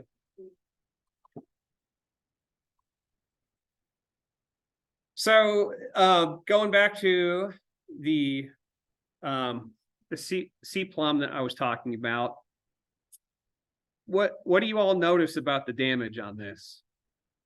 Where is it? It's on the new growth. So this is something that's like heavily manicured a lot of the time. If you look at the old growth and the mature leaves, they have thick, waxy cuticles, like they've got thick coverage, thick protection, and they seem to be relatively unaffected. Whereas like this new growth, it will mature. You can see on here that eventually, like it will get to a phase where the leaves do look much more mature, but they're just misshapen. I'm willing to bet that like they're relatively protected once they get to that point, but this is when it's this phase right here, like in the early parts of it coming out, that's when it's susceptible to thrips feeding. So, and I mean, this makes sense. Like when there's new growth, the new growth for two reasons: that like it doesn't have the cell wall build up, like it's able to, the thrips are able to have easier penetration with their stylets. And then the other aspect of this is that they haven't built up their chemical defenses. The plant is focusing on growth as opposed to the defenses. The defenses are secondary. And so this is when they're able to exploit a lot of these species. And there may be plants that like, it doesn't matter what point of the growth that they're in, that they'll still be able to be impacted, particularly the gardenias. But it was just interesting seeing that they were only able to exploit these secondary, these non-main hosts when the growth was new. And so there's management implications for that. You're potentially providing, by constantly going through where things are being clipped or hedged, you're potentially like giving them another place that they can exploit and remain in the landscape. And that's just something that landscapers need to be cognizant of, and for landscapes where they know that the thrips are already established. So that's just something to be aware of. You may be inadvertently giving these things a home, and letting them have a secondary host where you're not even spraying it because you're not as concerned about it. And so this is partly also goes to why scouting is key a lot of the time as well.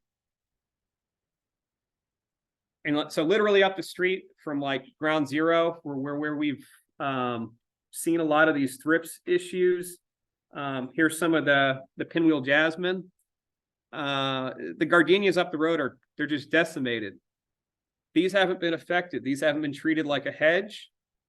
I can't vouch for how much spraying that they're getting, but these are not being sheared constantly. So maybe there's something to that. I mean, you can see there's still some new growth on it and they weren't being affected for some reason. Whereas other places on the island, I've seen these plants just torn up. So it looks pretty good overall. And then other cultural management. Oh yeah, and this is just in comparison to other places where I've seen it look quite bad. Same species. The other thing that I just want to say, the PSA part of this, be very careful when you're moving plant material, particularly like when you're moving in between sites and sites that you know that there are a lot of the hosts that are heavily impacted. So there is a lot of plant material that is removed regularly from the island and other heavily manicured landscapes in this county. It can end up in landfills. There can be other implications for this. So, I mean, but if you're moving it yourself, just try to be conscientious of that. So just some other environmental things that we're interested in, but we don't know about. Some of the uncertainties. Cold tolerance isn't really known. We've been seeing it like in these big box stores up in northern parts of the states, but we don't know like if it's establishing in the landscape, what is it the furthest it can go up to. Apparently it's quite tropical here in many ways. It seems to be persisting at least pretty well. Other aspects of seasonality might influence how well it does here. We don't know how much rain and dryness impacts it. It seems like that the numbers are down right now based on what we've heard, but earlier in the summer when I went out, it was in full force on certain plants. So, and there's still more questions. One of the ones I persistently hear is like, can treating the soil underneath, like chemically, like impact the pupa stage? We don't know. Like that might be something that you can throw into your potential tools to treat it, but we don't know yet. So outside of that, I think we'll go. I'm good. I can go ahead and move it on to the next person. So Mr. Zito from FDAX. Let's see. Yeah. So you go ahead and share your presentation.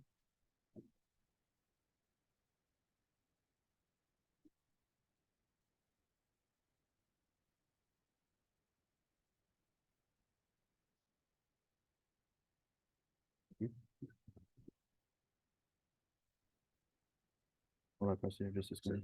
Yeah. Morning, everybody. My name is John Zito. I work with FDAX, DPI. We are part of the Palm Beach County area. That is where we work for. And my district especially is west of A Road out to Belglade and Canal Point, Pahokee area. things like that. But I have been doing some blitzes in more coastal areas, looking at a lot of places like that. Basically, I'm going to tell you what we do as an inspector, what you might expect when you see us out at your nursery, and hammer home some of the points that previous presenters have gone on about. So we know it's native to the Asian tropics. The life cycle is very quick, and the adult stages, is what we normally see on the flowers, and the larval stages are on the leaves. Our detection in South Florida most recently, which caused us to be more aware, was in December 2022. So that's when we started taking more action. More on the damage, just hammering it home. We want to look for the new growth. We see a lot more curling and changing of the leaves on that. Damage can appear scratches, punctures, scarring on the undersides. You just want to be really thorough when you do your scouting, because a lot of times when you see these, the pest has been there for some time already. Again, the vegetable and crops that we're worried about are the peppers, chili peppers, the eggplants, the beans. I know it's been in papaya, which is in South Florida, some strawberries as well. And then into the ornamentals, we've seen in mandevilla. I've seen it in the rose. There's a lot of targets, a wide range. So we just have to be aware that it can be anywhere, depending on what your nursery has. There's also disease transmission, which has been brought up, that this thrips, can transmit pathogens, fungal pathogens, even tobacco streak virus. It's been known to spread. So if you have it, or if you think you have it, it's best that you make someone aware in FDACS, so that we can, come out and take samples and take it from there. So again, we've gone through this detection and scouting, very important. I've gone out in the field, and the speeding method is the best method. Basically, I'll take the clipboard and a white piece of paper. I've even before, hit the plant on the paper and then poured it into a plastic bag, and then you can seal it. These things are fast, they move quickly, they jump around, and it's a lot easier to identify or try to identify if you get them in a plastic bag. Again, you're going to need a lot of patience when you're dealing with this pest. And if you don't think it's Thrips parvispinus, it's always better to have someone, your district inspector come out. They can take a sample, they can put it in alcohol, it'll kill the pest, but then we can send it to our lab and have the entomologist ID it, and then we can take it from there again. Your inspector will come out with a clipboard. They're going to come out with vials. They're going to come out with a hand lens. These are all things that you can have as well when you do your scouting. And the most important parts is that your inspector is going to come out with a standard inspection form, or a special inspection form, a hold order quarantine form, and a new compliance agreement for the thrips. And another way that your inspector might come out is with an aspirator.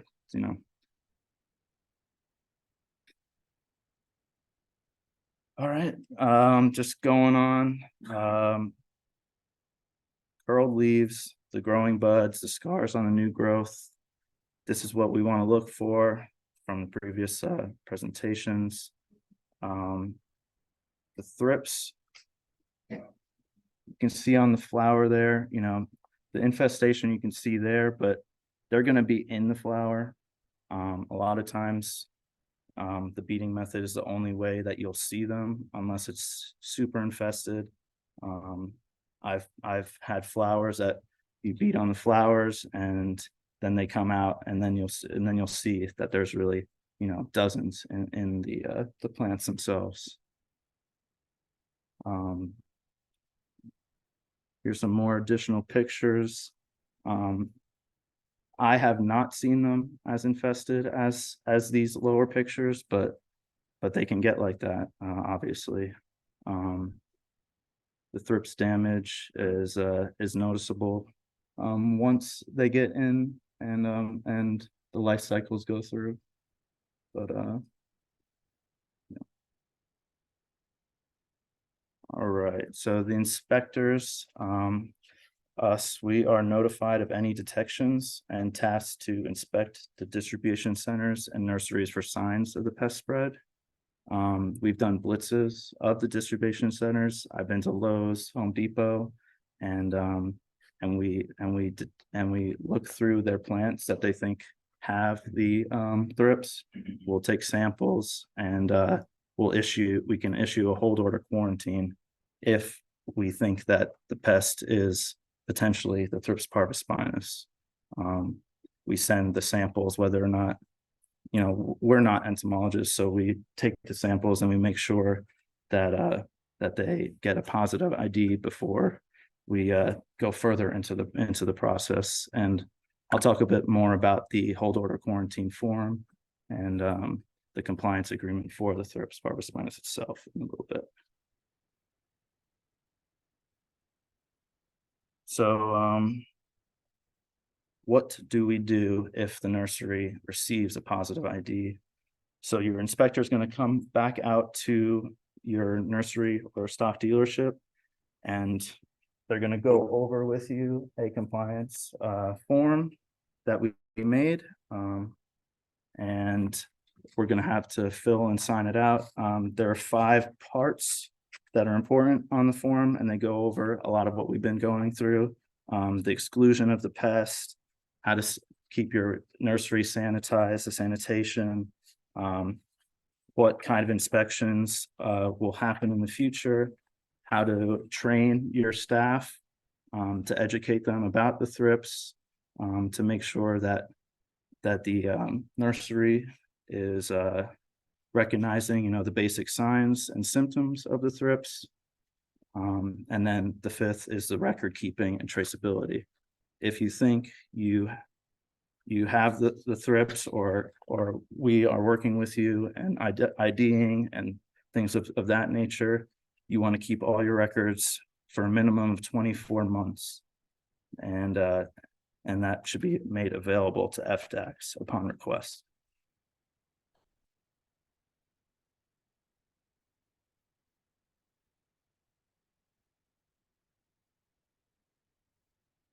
And of course, your inspector, they're not going to come out and tell you about control and treatment.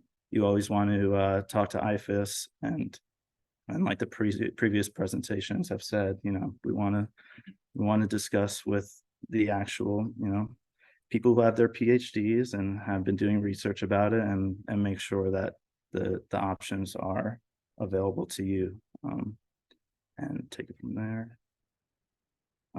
Some statistics we had, January to July of 2023, there were 350 collections from 32 counties, 520 insects identified, 131 were the Thrips parvispinus. Over half were from mandavillos. 76 hold order quarantines were issued since December, and that's basically, it's another form that'll come out. If we go to your nursery or stock dealership and we take a sample, we're going to have all of that species or of plant put in a hold order and quarantine until we get the ID back. If it's a positive ID, then we go from there. If it's a negative ID, then we can take the plants off of the hold order and quarantine. Some control methods. We've actually found that a common landscape weed, the Mexican petunia, keeping these harbors away from inventory, they might help with management. Again, you want to keep your nursery or your stock dealership as sanitized and clean as possible. You can get them in the weeds or plants surrounding it, like John has gone over. Be wary of what's around your nursery, not just what is susceptible in your nursery. And again, please refer to IFAS for the guidance, on your treatment. You don't want to treat your plants with something that won't work. And that's all I have for you. I do have copies of the compliance agreement and hold order quarantine. If anyone wants to meet with me after, if you have questions or want to take a copy, I can also take your email down and send you one if I run out. But that's all I have.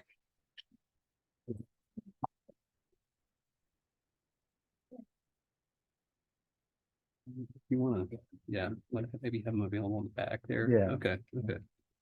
Thank you, sir. Yeah.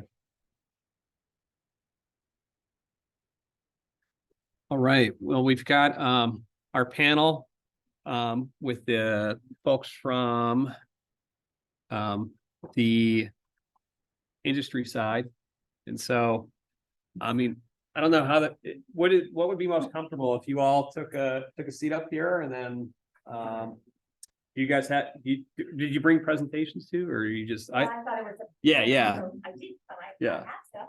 Okay, yeah, let's have you guys up, and then we'll keep the focus on you all for a little bit. And then we'll rotate over about 20 or 30 minutes, and we'll have everybody come up as well.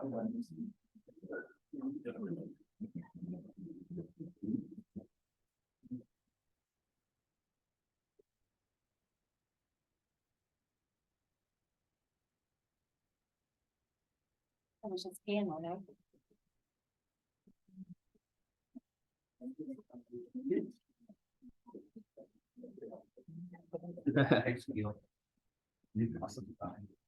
So yeah, if anyone's got a question, I mean, we're just open here. Like, this is, I want this to be real, nonchalant. Like, we're all friends. We want to be able to hear what they have to say about their products and what they've seen. And if you got any questions for them, please go ahead and bring them forward right now.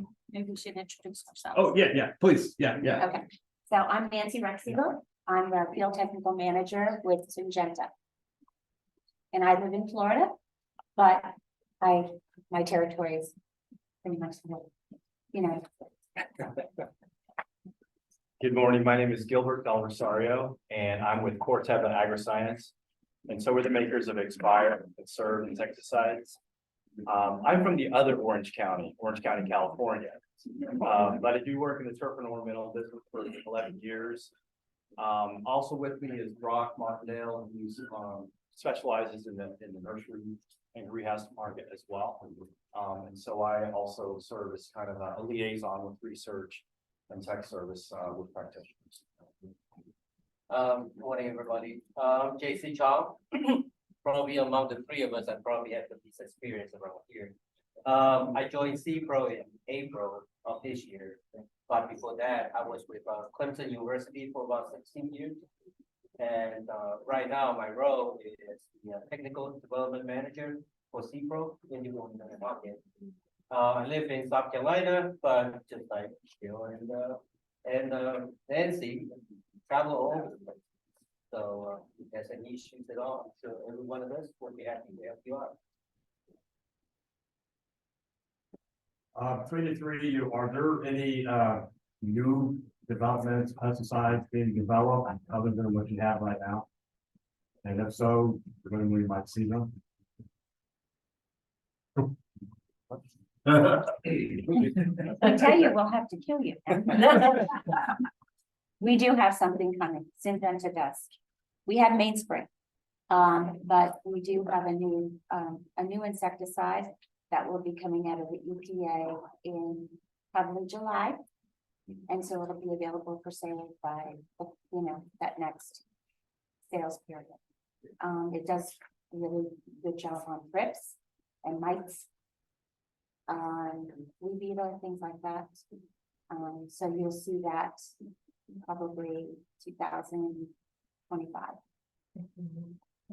What about when is that? It's brand new. Oh, okay. Oh, okay. Yeah, it's a brand new mode of action. Yeah, from Corteva's side, not anything in the, as close as in the phase as what Nancy and Syngenta have. We do have some things in the early development stage, that I'm aware of. But not much more detail that I know of, but we do have some things in the pipeline. So, as far as CPRO, our product now is Hachi. That's one of our insecticides that's used for parvispinus. But on the pipeline, we do have a biorational that's in the working. And that is a plant extract, and hopefully we'll get it out in 2026. And that's all. Yeah, and I did want to mention, I know that recently Corteva acquired a couple of biological companies. And so that is part of our portfolio going forward, biological insecticides. We're still pretty early in kind of incorporating that into our business, but I think in the future we'll have also that aspect we'll be able to offer the portfolio. We also are looking at that as well. We have actually been looking at it for years. The problem, of course, is, you have expectations of, good, really good efficacy. That's, you want 90% all the time. And so from a corporate standpoint, even getting them to be able to accept, well, this stuff is more like 70 or, something like that, was tough. And so they've lowered their expectations a little bit. And so now we're screening a lot of stuff too. We've actually screened all that stuff that you saw today, but they didn't go for it. So we're looking at that as well. It's tough. Yeah, it's interesting to hear that, so everybody is looking into biorational Right. biologicals quite a bit now. And seems like, where we're heading in some way. And as long as we can convince a business, provide a business case to say, hey, 75% is good enough. Maybe Well, that's- it's a tool, right? That's how I have to look at it. It's a tool in the toolbox. And that is something that we need to continue to put into rotation to provide more options there. But of course, we understand that in the metal world, any bit of damage could be an issue. So we have to continue to build up better program. Yeah, I think what's interesting about biologicals is included with the synthetic insecticides is the amount of creativity that has to take place in using all the tools available, cultural practices, increased scouting, all those things are going to become increasingly more important to be able to use them all together. Because in the past, just relying on synthetic, you get your 90%, move on to the next thing, right? But obviously you'll have to consider using all the aspects of IPM when you're using the biologicals and everything like that. Yeah, I think there's a question down there. I don't know if I missed it. Did you say that the one that Syngenta is making, it's like a totally new mode of action and everything? Mhm. Is there any thought to separating the two compounds that are in Expire and making separate products? Yeah, thanks for that. There has been some discussion about that. So in Expire, there's spinetoram was one of the active ingredients, and sulfoxaflor, which is also one of the other active ingredients. And those are available on the ag side of our business, where they've used them on large scale, hundreds of acres for certain row crops, for instance. But in the turf and ornamental market in our business, we've considered that, but at this point haven't moved forward with separating those two. It is an ongoing discussion. Is it the sulfoxaflor or whatever, however you say it, is that the one that's limiting its use as and residual and residential properties? Yeah, the question was, of the two components, spinetoram and sulfoxaflor, which one of those is limiting our ability to get the EPA registration allows Expire to be used in a landscape and residential setting, for instance? And the answer is yes. Sulfoxaflor is the component within our Expire product. It's a little bit a hurdle in trying to get the residential registration. So that is part of the limitation of that product. It is curious though, as long as it's taken to be able to get, you know, a change in that, maybe there is some motivation to try to separate those. I don't know. Good question. What is considered residential, like HOAs, is that residential or an individual house? Yeah, maybe some of my colleagues can speak to that one too.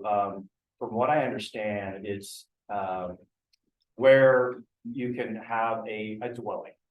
So it could be apartment complexes. It could be obviously, you know, typical single family residences, but any place that that is intended for habitation is the way I've understood it. Right, for residential landscapes, so it would be apartments. Things that are commercial landscapes are more like the public Right. buildings, shopping malls and office buildings and things like that, but it has to say residential landscapes. So you can do it in homes. For Expire, it's only labeled for the nursery and greenhouse market, so it is not labeled for even commercial properties in the landscape center. So Sure, landscape but is restricted just to commercial landscape? That's not it, is it? It's just wherever the community come in contact with it. For our label, for Expire, is strictly for nursery. and Right, greenhouse. right, but for landscape, it's just landscape, it's not divided into commercial versus residential. Is it really? Yeah, residential or commercial.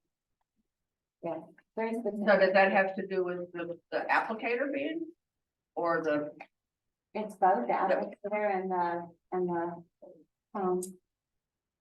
homeowners. They divided it up, so you'll see products with commercial landscapes on it, but not residential. but if a commercial applicator, can he apply it to my residential, my single No. family? No, No. okay, wow, did not know that. No.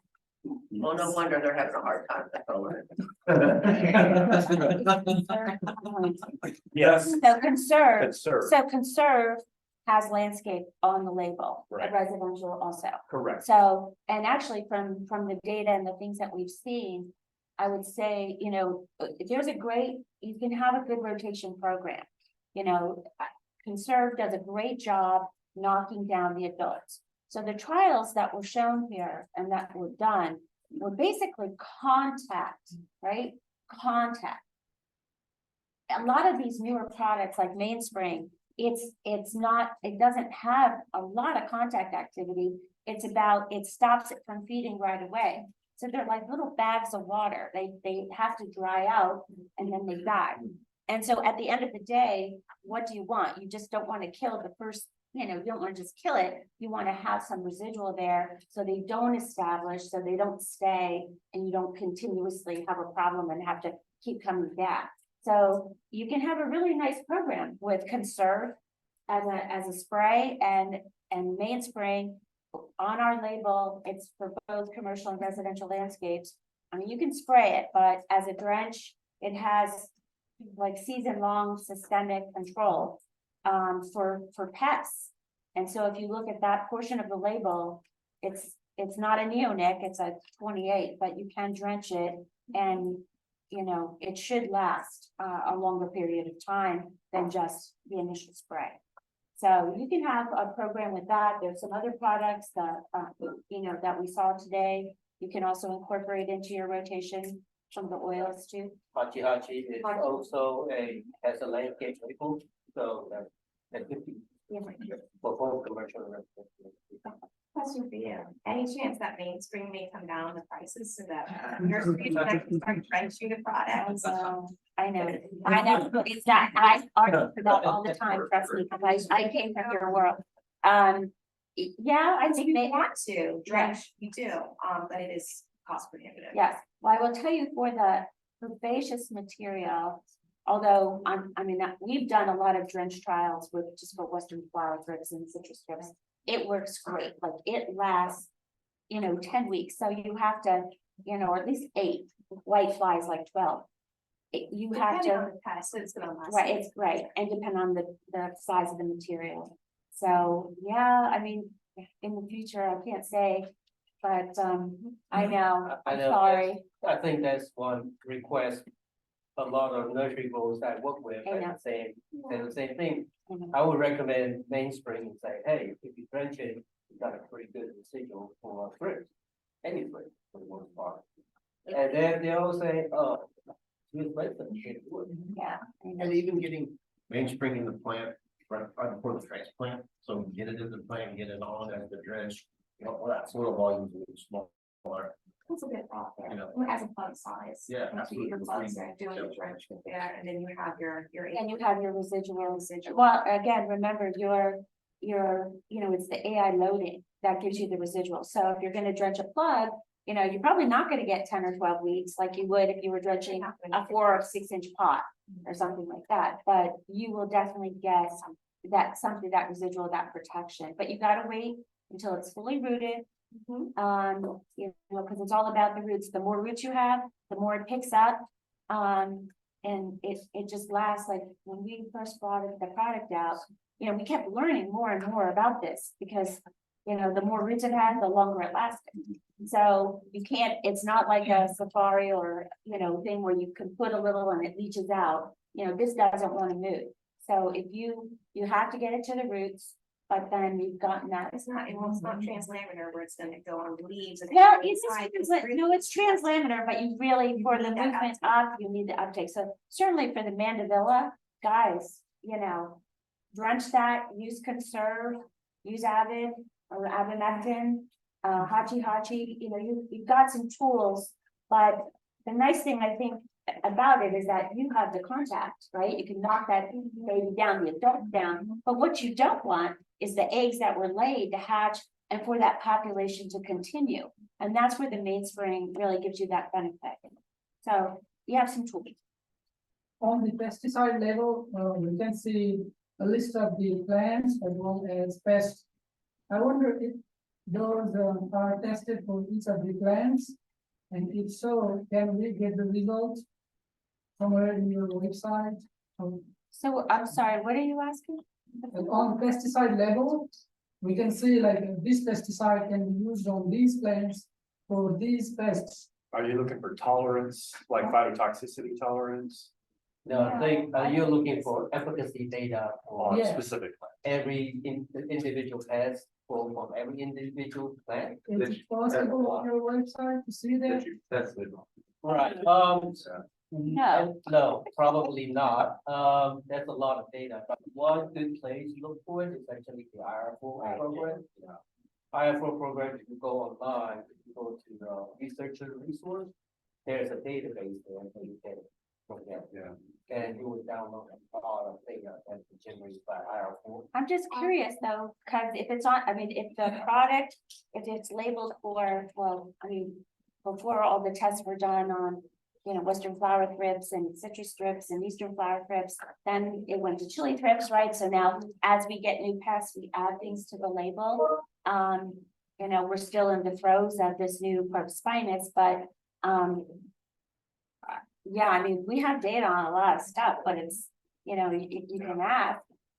And see if you wanted something in particular, but oh my God, you'd be so busy reading. Like, What was the name of the website? If you IR4. go to, Initial IR4, environmental. the website, the Thrips website that has been mentioned in here, I think we have links there to at least the Thrips data. But Right, in fact, on the one of the handout you got today, there is one that's like IR4 thrips efficacy. That way you go for that stuff. if you have any particular insect or group of insects that you're interested in, if you email me, I can send you a link to the. I think that's to talk to the sales rep about. Yeah, I was gonna say, I would invite anyone to reach out to your local territory manager, sales reps for the different companies, Zach, Brock, Peyton, Julia from Corteva. If there's something specific, because obviously that in some of the data we saw that Dr. Osborne talked about, I think it was where these products work, but there's one, like for example, like child star that causes phytotoxicity. And we may have knowledge of things like that that are very specific to different plants. So I invite you to reach out to your industry contacts. We're here to help you guys and help to develop programs. And we know how our actives work and that type of thing. Right, Provide guidance. and every one of our company website has as much resource as we can provide. Right. And I said, the start, and for CPRO, we have. If we go to our ornamental product, website, we'll be able to access a bug poster. Which is a poster that developed with all the insecticide systems, not just for thrips, but everything else that you can download. And we also have a thrips parvispinus rotation program that you can download as well. So that's something that everybody can. I have a question regarding, part of my fault slide was the egg laying on the eggs are actually, inserted in the leaf. I guess my question is, would there be any nutritional benefit, let's say, for example, applying maybe a calcium? Is calcium to use in the cell wall of a plant? I think one of the comments was that new leaf is very soft because it's not mature. Would that be of any benefit or not? The nutritional spray. I would be able to. I guess I'll address that.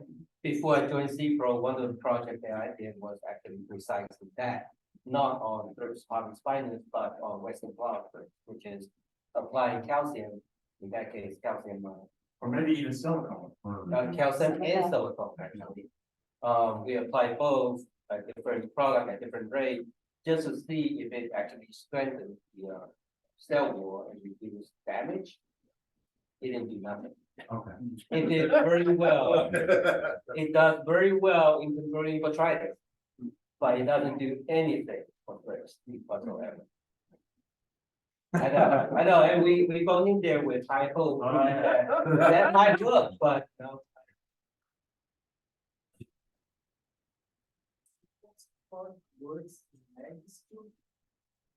And what was the last one? Eggs. Oh, and eggs. I don't think it does. I don't think it works on eggs. You have to get it in that first, second instar.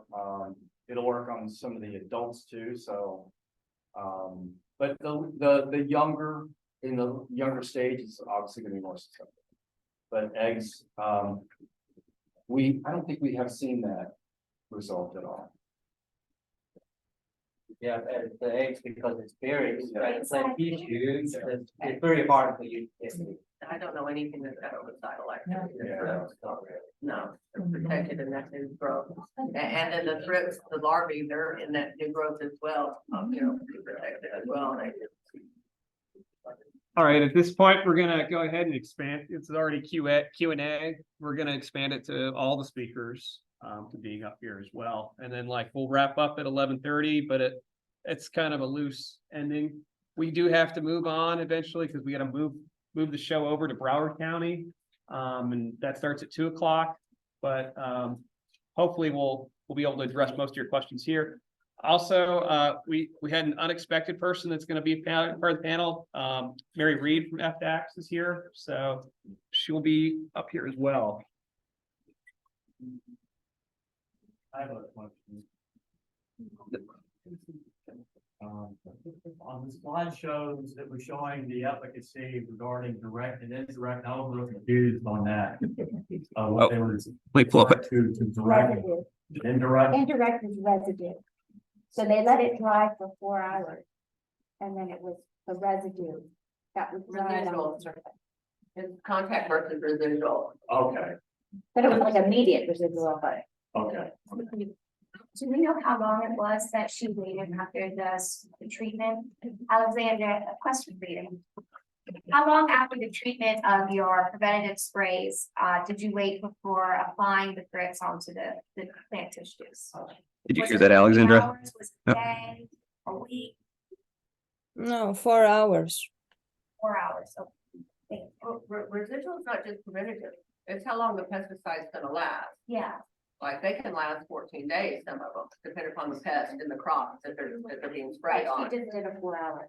I understand that, Yeah. but the residual is not just preventative. You're spraying it, you're hoping it lasts. So if you didn't spray, if the pest wasn't there when you sprayed it, it becomes a residual. Correct, Yeah. yeah, that I understand, I just wanted to know what that time frame was. Yeah, basically the thrips either came into direct contact with the spray because the spray was applied directly on the thrips, or they were fed sprayed tissue. So they didn't come, the application of the spray was not performed on the thrips, but on the plant, and then they had to feed and reproduce. I don't think they reproduced, they didn't have enough time on that treated tissue. That was the difference between the two approaches. Dr. Alexandra, I had a question for you on your study. Did you at all look at the addition or the impact that a penetrating surfactant might have had to those particular treatments? No. Well, and also, is that something that might be worthwhile looking at in the future? Yes, this is certainly something to investigate. I'm sorry, I'm gonna have to turn off this. This is something that we certainly should look into more depth, maybe in greenhouse settings when we have come up with a short list that should be further investigated with whole plants, because this is a bioessay and certainly doesn't give us 100% representation of the real life. However, I didn't do that also in the lab because I wanted to focus on the active ingredient itself. I didn't want to enhance or affect in any way the performance of the active ingredient with a sticker or a surfactant or any other product. Thank you. Actually, this pertains more to the gentleman that was up there for FX. When you're talking about sanitation, when you're out scouting and you're walking through your crops, you know, you're possibly moving bugs around. Is there anything that we can do to cleanse ourselves before, even our workers, before we go on from place to place, even if, let's say, they're trimming,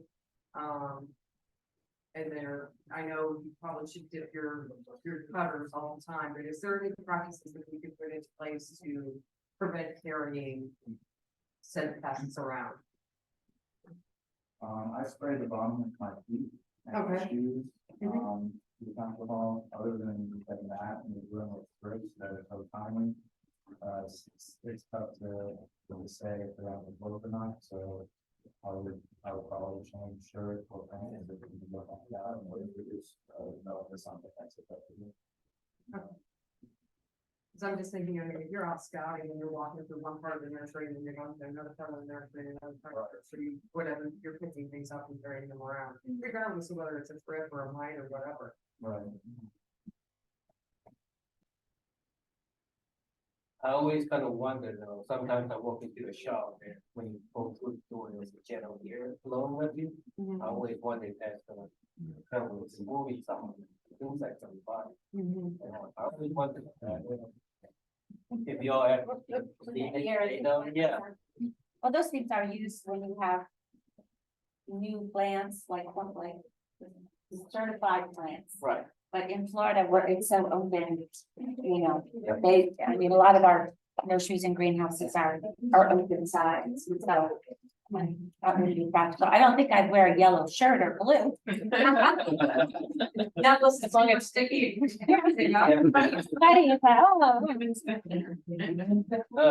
Yeah, I don't really want to apply sticker on yourself. Question over there. Oh, wait. Oh, before we go on, though, I would say though, if you are scouting, I used to be a crop health manager in one of my past lives. You know, you always start clean. You know, start in the young stuff and the clean stuff if you can first. If you're scouting your property or your nursery, you know, and then move to the other areas where, you know, you have more potential threat or on those crops that you know are susceptible, right? So that you're kind of going from cleaner areas to other dirty areas of the nursery. Thank you. And on your resource sheet, there is some information about cutting tips. I don't know if very many of you are that use that, and make it another way, for you to make sure that all the cuttings coming to your operation can stay clean and clean, but in Florida, that could be a little bit tricky because everything is open. Something's keep coming in. Right. The utility of that may be limited, but if it's a greenhouse operation, you might consider that. So when you're cut, but if you are cutting, are you, with that open wound, are you inviting an area for us to? No diseases. Right. Mostly diseases. There's been a lot of discussion about it among the pathology communities. I don't think there's pretty much of a consensus. I don't know how to. Right. Obviously, most of the things landscaping, you're just taking shears and just you're hitting weeds, you're hitting stems, you're hitting everything. I don't know if any of you can speak on this. I know from pepper farmers that they were successful using the product Lanny. Does anybody know if there's gonna be a new label coming out with Lanny for the nursery or ornamentals because of these thrips? If I had to guess, I don't think that's gonna happen. I don't think so. No, it's very toxic. Yeah. If anything, they'll take it away from the pepper growers. They can't use it on flowers. Right, and I'm actually kind of surprised we still have acetate. To be honest. Yeah, really, I know, that's gonna be going. soon. Eventually. Eventually, yeah, that's. Ever questions?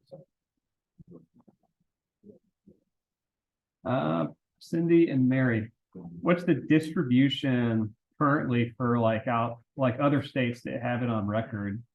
Like at this point, because I know that it keeps changing all the time, but I don't know where it's There's at. 5 that I know of, 3 that have been positively confirmed by APHIS, would be Georgia, North and South Carolina. We have samples from Colorado and Ohio. There's a suspect sample coming from Michigan. We've had samples coming from Pennsylvania. I haven't detected it, but I believe they intercepted it in Pennsylvania. Regulators did. Again, these are, I don't know how those other states do it, but they would be considered an interception here in the state of Florida. Those were all at Home Depots. We have several collaborators that when they go off to another state, they hit Home Depot, and they've been very successful. They're doing a great job of spreading this around. But Cindy, No, they're not the cooperators, but Home Depot. Cindy, do you know if they're coming from, they're getting them from us? Yes, Okay. that's what the backtracking is. The one collaborator that we have is very, very good at taking pictures of the pots and doing all the backtracking. So they And don't, that's been turned over to APHIS. they don't buy directly from the Netherlands or from Canada or anything like that? Not so far. I mean, they may, I don't know, but where they're finding it has been Okay. from the 5 that I am personally familiar with. What is the concern? Well, I'll say 4. One was at a food line, and we don't know what the backtracing on that one was. I'm sorry. What is the concern of being a tropical species that is gonna, as it leaves Florida, that would be other than greenhouses or enclosed environments? I don't know. It's all over Canada. It's not a regulated pest in Canada, and it's all over Canada. Like, yeah, But in structures. I mean, there are greenhouses, but That's, it's been my experience that thrips, are pretty adaptable. You know, they didn't think chili thrips would go up north either, and it's doing very good on hydrangeas. It's overwintering on hydrangeas in 3 or 4 states that we know of. It is a cryptic species, though. It is a different species than the one we have down here, but they never thought it'd go over the isothermal line. That's why I like cryptic species. Not why I like them, but they're fun to investigate. They're, you know, they're not necessarily all the same. Yes, sir. Quick question. Collection in fields are nurseries. can get them onto a clipboard, what is the best way to get them back to ICOs from there? I mean, they move really fast. I can get what I think is some form of a Thrips on a clipboard with like 3 or 4 hits. I can't keep it on the clipboard or the piece of paper on the clipboard. The inspector had a good idea. Yeah, so. I mean, it's not very conventional, but I tilt it into like a clear plastic bag. And then if you use a paintbrush or something like that, you get back to an office, you sit down and have it in the bag. That's basically the best. And then freeze it. You freeze it, or you send it, or put it in alcohol. You can also use the sticky card like I did on the plate. Okay. And you can tell that it's parvispinus very easily. Thanks. With a hand lens. And something that we have done, at least in the field anyway, is to get one of those sort of a white tray. Just tap the flour in there and get a spray bottle with alcohol that's kind of spray quickly, just wet. So that they don't get it wet. And then you kind of spray a little bit more just to wash that thrift into a bottle. You can just put a knob or on it and put in the system pan and put on oil. Right, And you have flour. and oftentimes identifications, well, maybe easier to identify based on the doubt, and those usually showed up on the flower, so collect the flowers.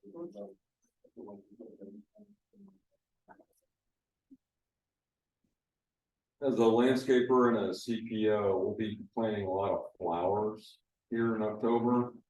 I kind of use a rotation of these conserve, mainspring, I haven't tried Hachi and avid and TriStar, and I rotate those.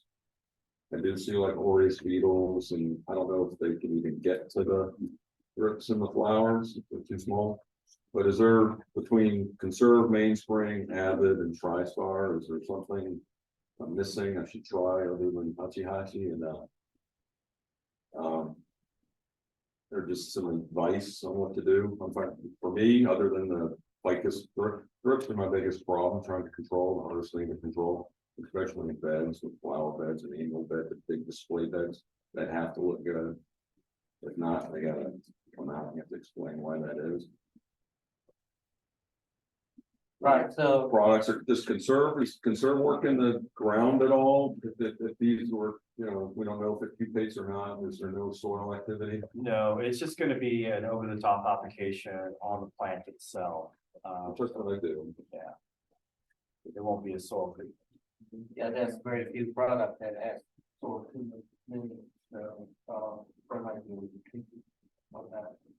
And yeah, you can dredge the mainspring in the bed and then follow up with the sprays. So you're finding Oregon's beetle out in the landscape that Yep. are Oh, yeah. trying to do that Like thing? bush daisies and yeah, salmon. Hold on, what do you, Orius beetle? So you guys have a predatory guy Yeah, that okay. he kind of looks like a big chinch bug, but it's big and he cruises Yeah. around. The minor part bug. You're right, yeah, okay, I mean, it's a bug, not a beetle. That's what Okay, did I say? Okay, rose growers in our area, as soon as the flight of flower thrips begins, they just give up spraying, or they'll be out there every single day. And the Orius always moves in and takes care of it. So, you know, I don't know if there's even anybody that's using Orius as a release in the problematic flower garden. Yeah. But in your case, they just showed up. Yeah. I tried it, but it seemed like they, you know, they're trying to take the cup, turn it upside down, do it at the end of the day, so they don't want it to scatter. But I don't know if that was the effect, but I find them just natural. Yeah, that. I would like to kill them, but this, I don't even know if they can get to those if the flower, if they're too small and too far into the flower. They'll get in there. Their mature stage is very time. One thing I would also just call out is taking a look at your application as well. Making sure you have the right droplet size that's going to give it some good penetration.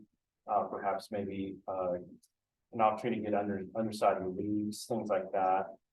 spray volume, things that you can help to get better penetration. Some of these products are just going to work better as contact, for instance, and where the thrips may be hiding. Just take a look at your application that allows you to get the better penetration in your plant material. That can help improve some of the performance as well. And I did mention also, I mean, it obviously depends upon the plants that you have, whether it can tolerate a penetrating surfactant. But being able to get the product down through the cuticle can help, and depending upon the insecticide that you might use. You just have to watch the fire. Correct. Yeah. Depending on the plant. You There's want just to too watch much the fire. AI in and then you get burned. So actually some of those you can spray and kill stuff. Like I killed aphids with silver at 13 ounces, but you spray it twice and then, I mean, don't burn a flower, you know, and then the foliage as well. So you have to be very careful. And, you know, speaking of this season, you know, we are in Florida and I know our citrus industry is going down a bit, but you know, March, April, that's when the citrus blooms. That's when you're going to get a lot. It might be, you know, I don't know whether we've even looked at this, but it might be kind of interesting to see, you know, there's usually so much of the citrus thrips and the other thrips, whether they somehow push the other ones out or compete or, you know, trying to spray something during that season, that March or April, maybe that's the point where you change out your plants real quick until Felipe that. probably has the best data for that. He's taken more samples than anything. Felipe. Okay. I am the identifier for the Department of Agriculture. I'm the one that identifies officially for Florida. No, but I'm just that. But he knows compete. he knows the species composition and where he's finding when they're mixed. Oh, and when are you there's seeing- sugar and- Well, yeah, I'll have to look at the data in the database because at this point I've been focusing only on identifying Okay, yeah. specific samples, but yeah. Yeah. But I was the one that identified the 300 and something. samples, and so it was many more identifications because they were a mixture of thrips. It was not just Yeah, parvispinus. I've done that. It's not, that's a bottle that I built right there. Yeah. So visiting lots of the growers here in South Florida, the growers themselves are calling out particular colors and varieties within, you know, the species. Has there been additional work to actually document any of this, or is it all still just at the grower level? It has to be at the grower level because we're still quarantineable pests. It makes it difficult for us to try unless we do it in a building and we're growing. It's even gonna give you more help. Yeah, definitely seeing differences among the metadata. Right. We haven't found it on any mandibella. It's always in the Dipladenia, even if the Dipladenia is sitting right next to mandibella. I not one of ours, it's all come with Dipladenia. They're same genus, but it's they definitely prefer that over the hairy. And the color within the Dipladenia too. Oh, yeah. The red, the pink. Yep. Not the white, Not or the white. Nope. Plant the White's- white. White's clean. White. Sorry, There is everybody was data red. from this. Okay, and as far as colors and variety. Okay. Do any of you know if there's been any other natural predators found for this Thrips parvispinus? I know that we have the Warriors in the area, we've got the best forms in the area. Have there been any others that have been promising or popped up? Mine. We, Canada's doing mine. we looked at Lakeland game Yes. and that, we did have some efficacy there. We probably used way too many plants, but they are looking at it in Europe as well. And having success with combining predatory mites, lakeland, and that's what they're doing. Any particular predatory mites that have been better, like California is? No, they're mainly using Swarovski and Cucumbers. Cucumbers is much cheaper, they can put a lot more on, and it has a little bit better cold tolerance. Okay, and so.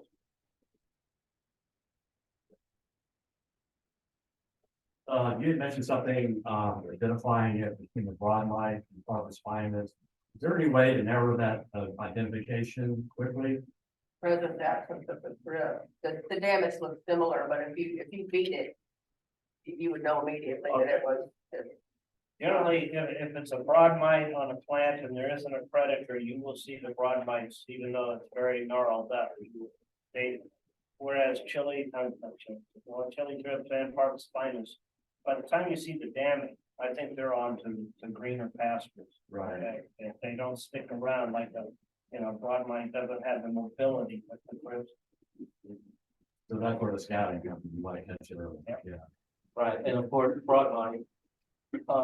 You can look at the eggs and see what they look like. The eggs of a broad mite are pretty special in some way to me. There's a lot of little pimples on it.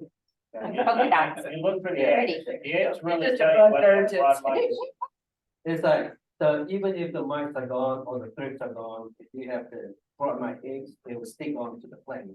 Even the ones that are hatched, Right. you can So- see they're empty cases, but you can see the white polka dots on them. Well, how does broad mite actually spread if they're not mobile? Aphids and white flies, they'll grab onto their legs and I've seen white flies that are so infested with broad mites that they can't even fly.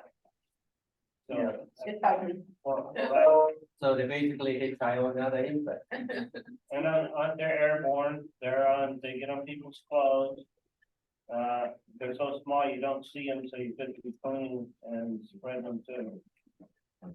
Yeah, and if I may add, the infestation of the broad mites is going to be concentrated only in the growing tips, while the infestation caused by Thrips parvispinus will eventually affect fully grown leaves. So you can see scarring also in the fully developed leaves, something that you will not see in the broad mite infestation.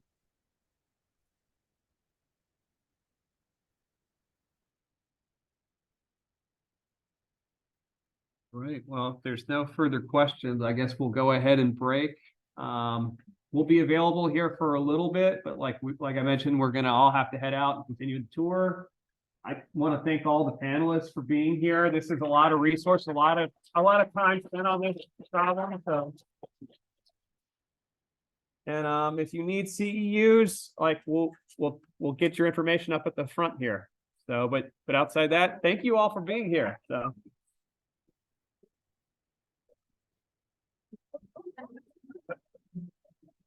Thank you, John. I'll see you in Broward County.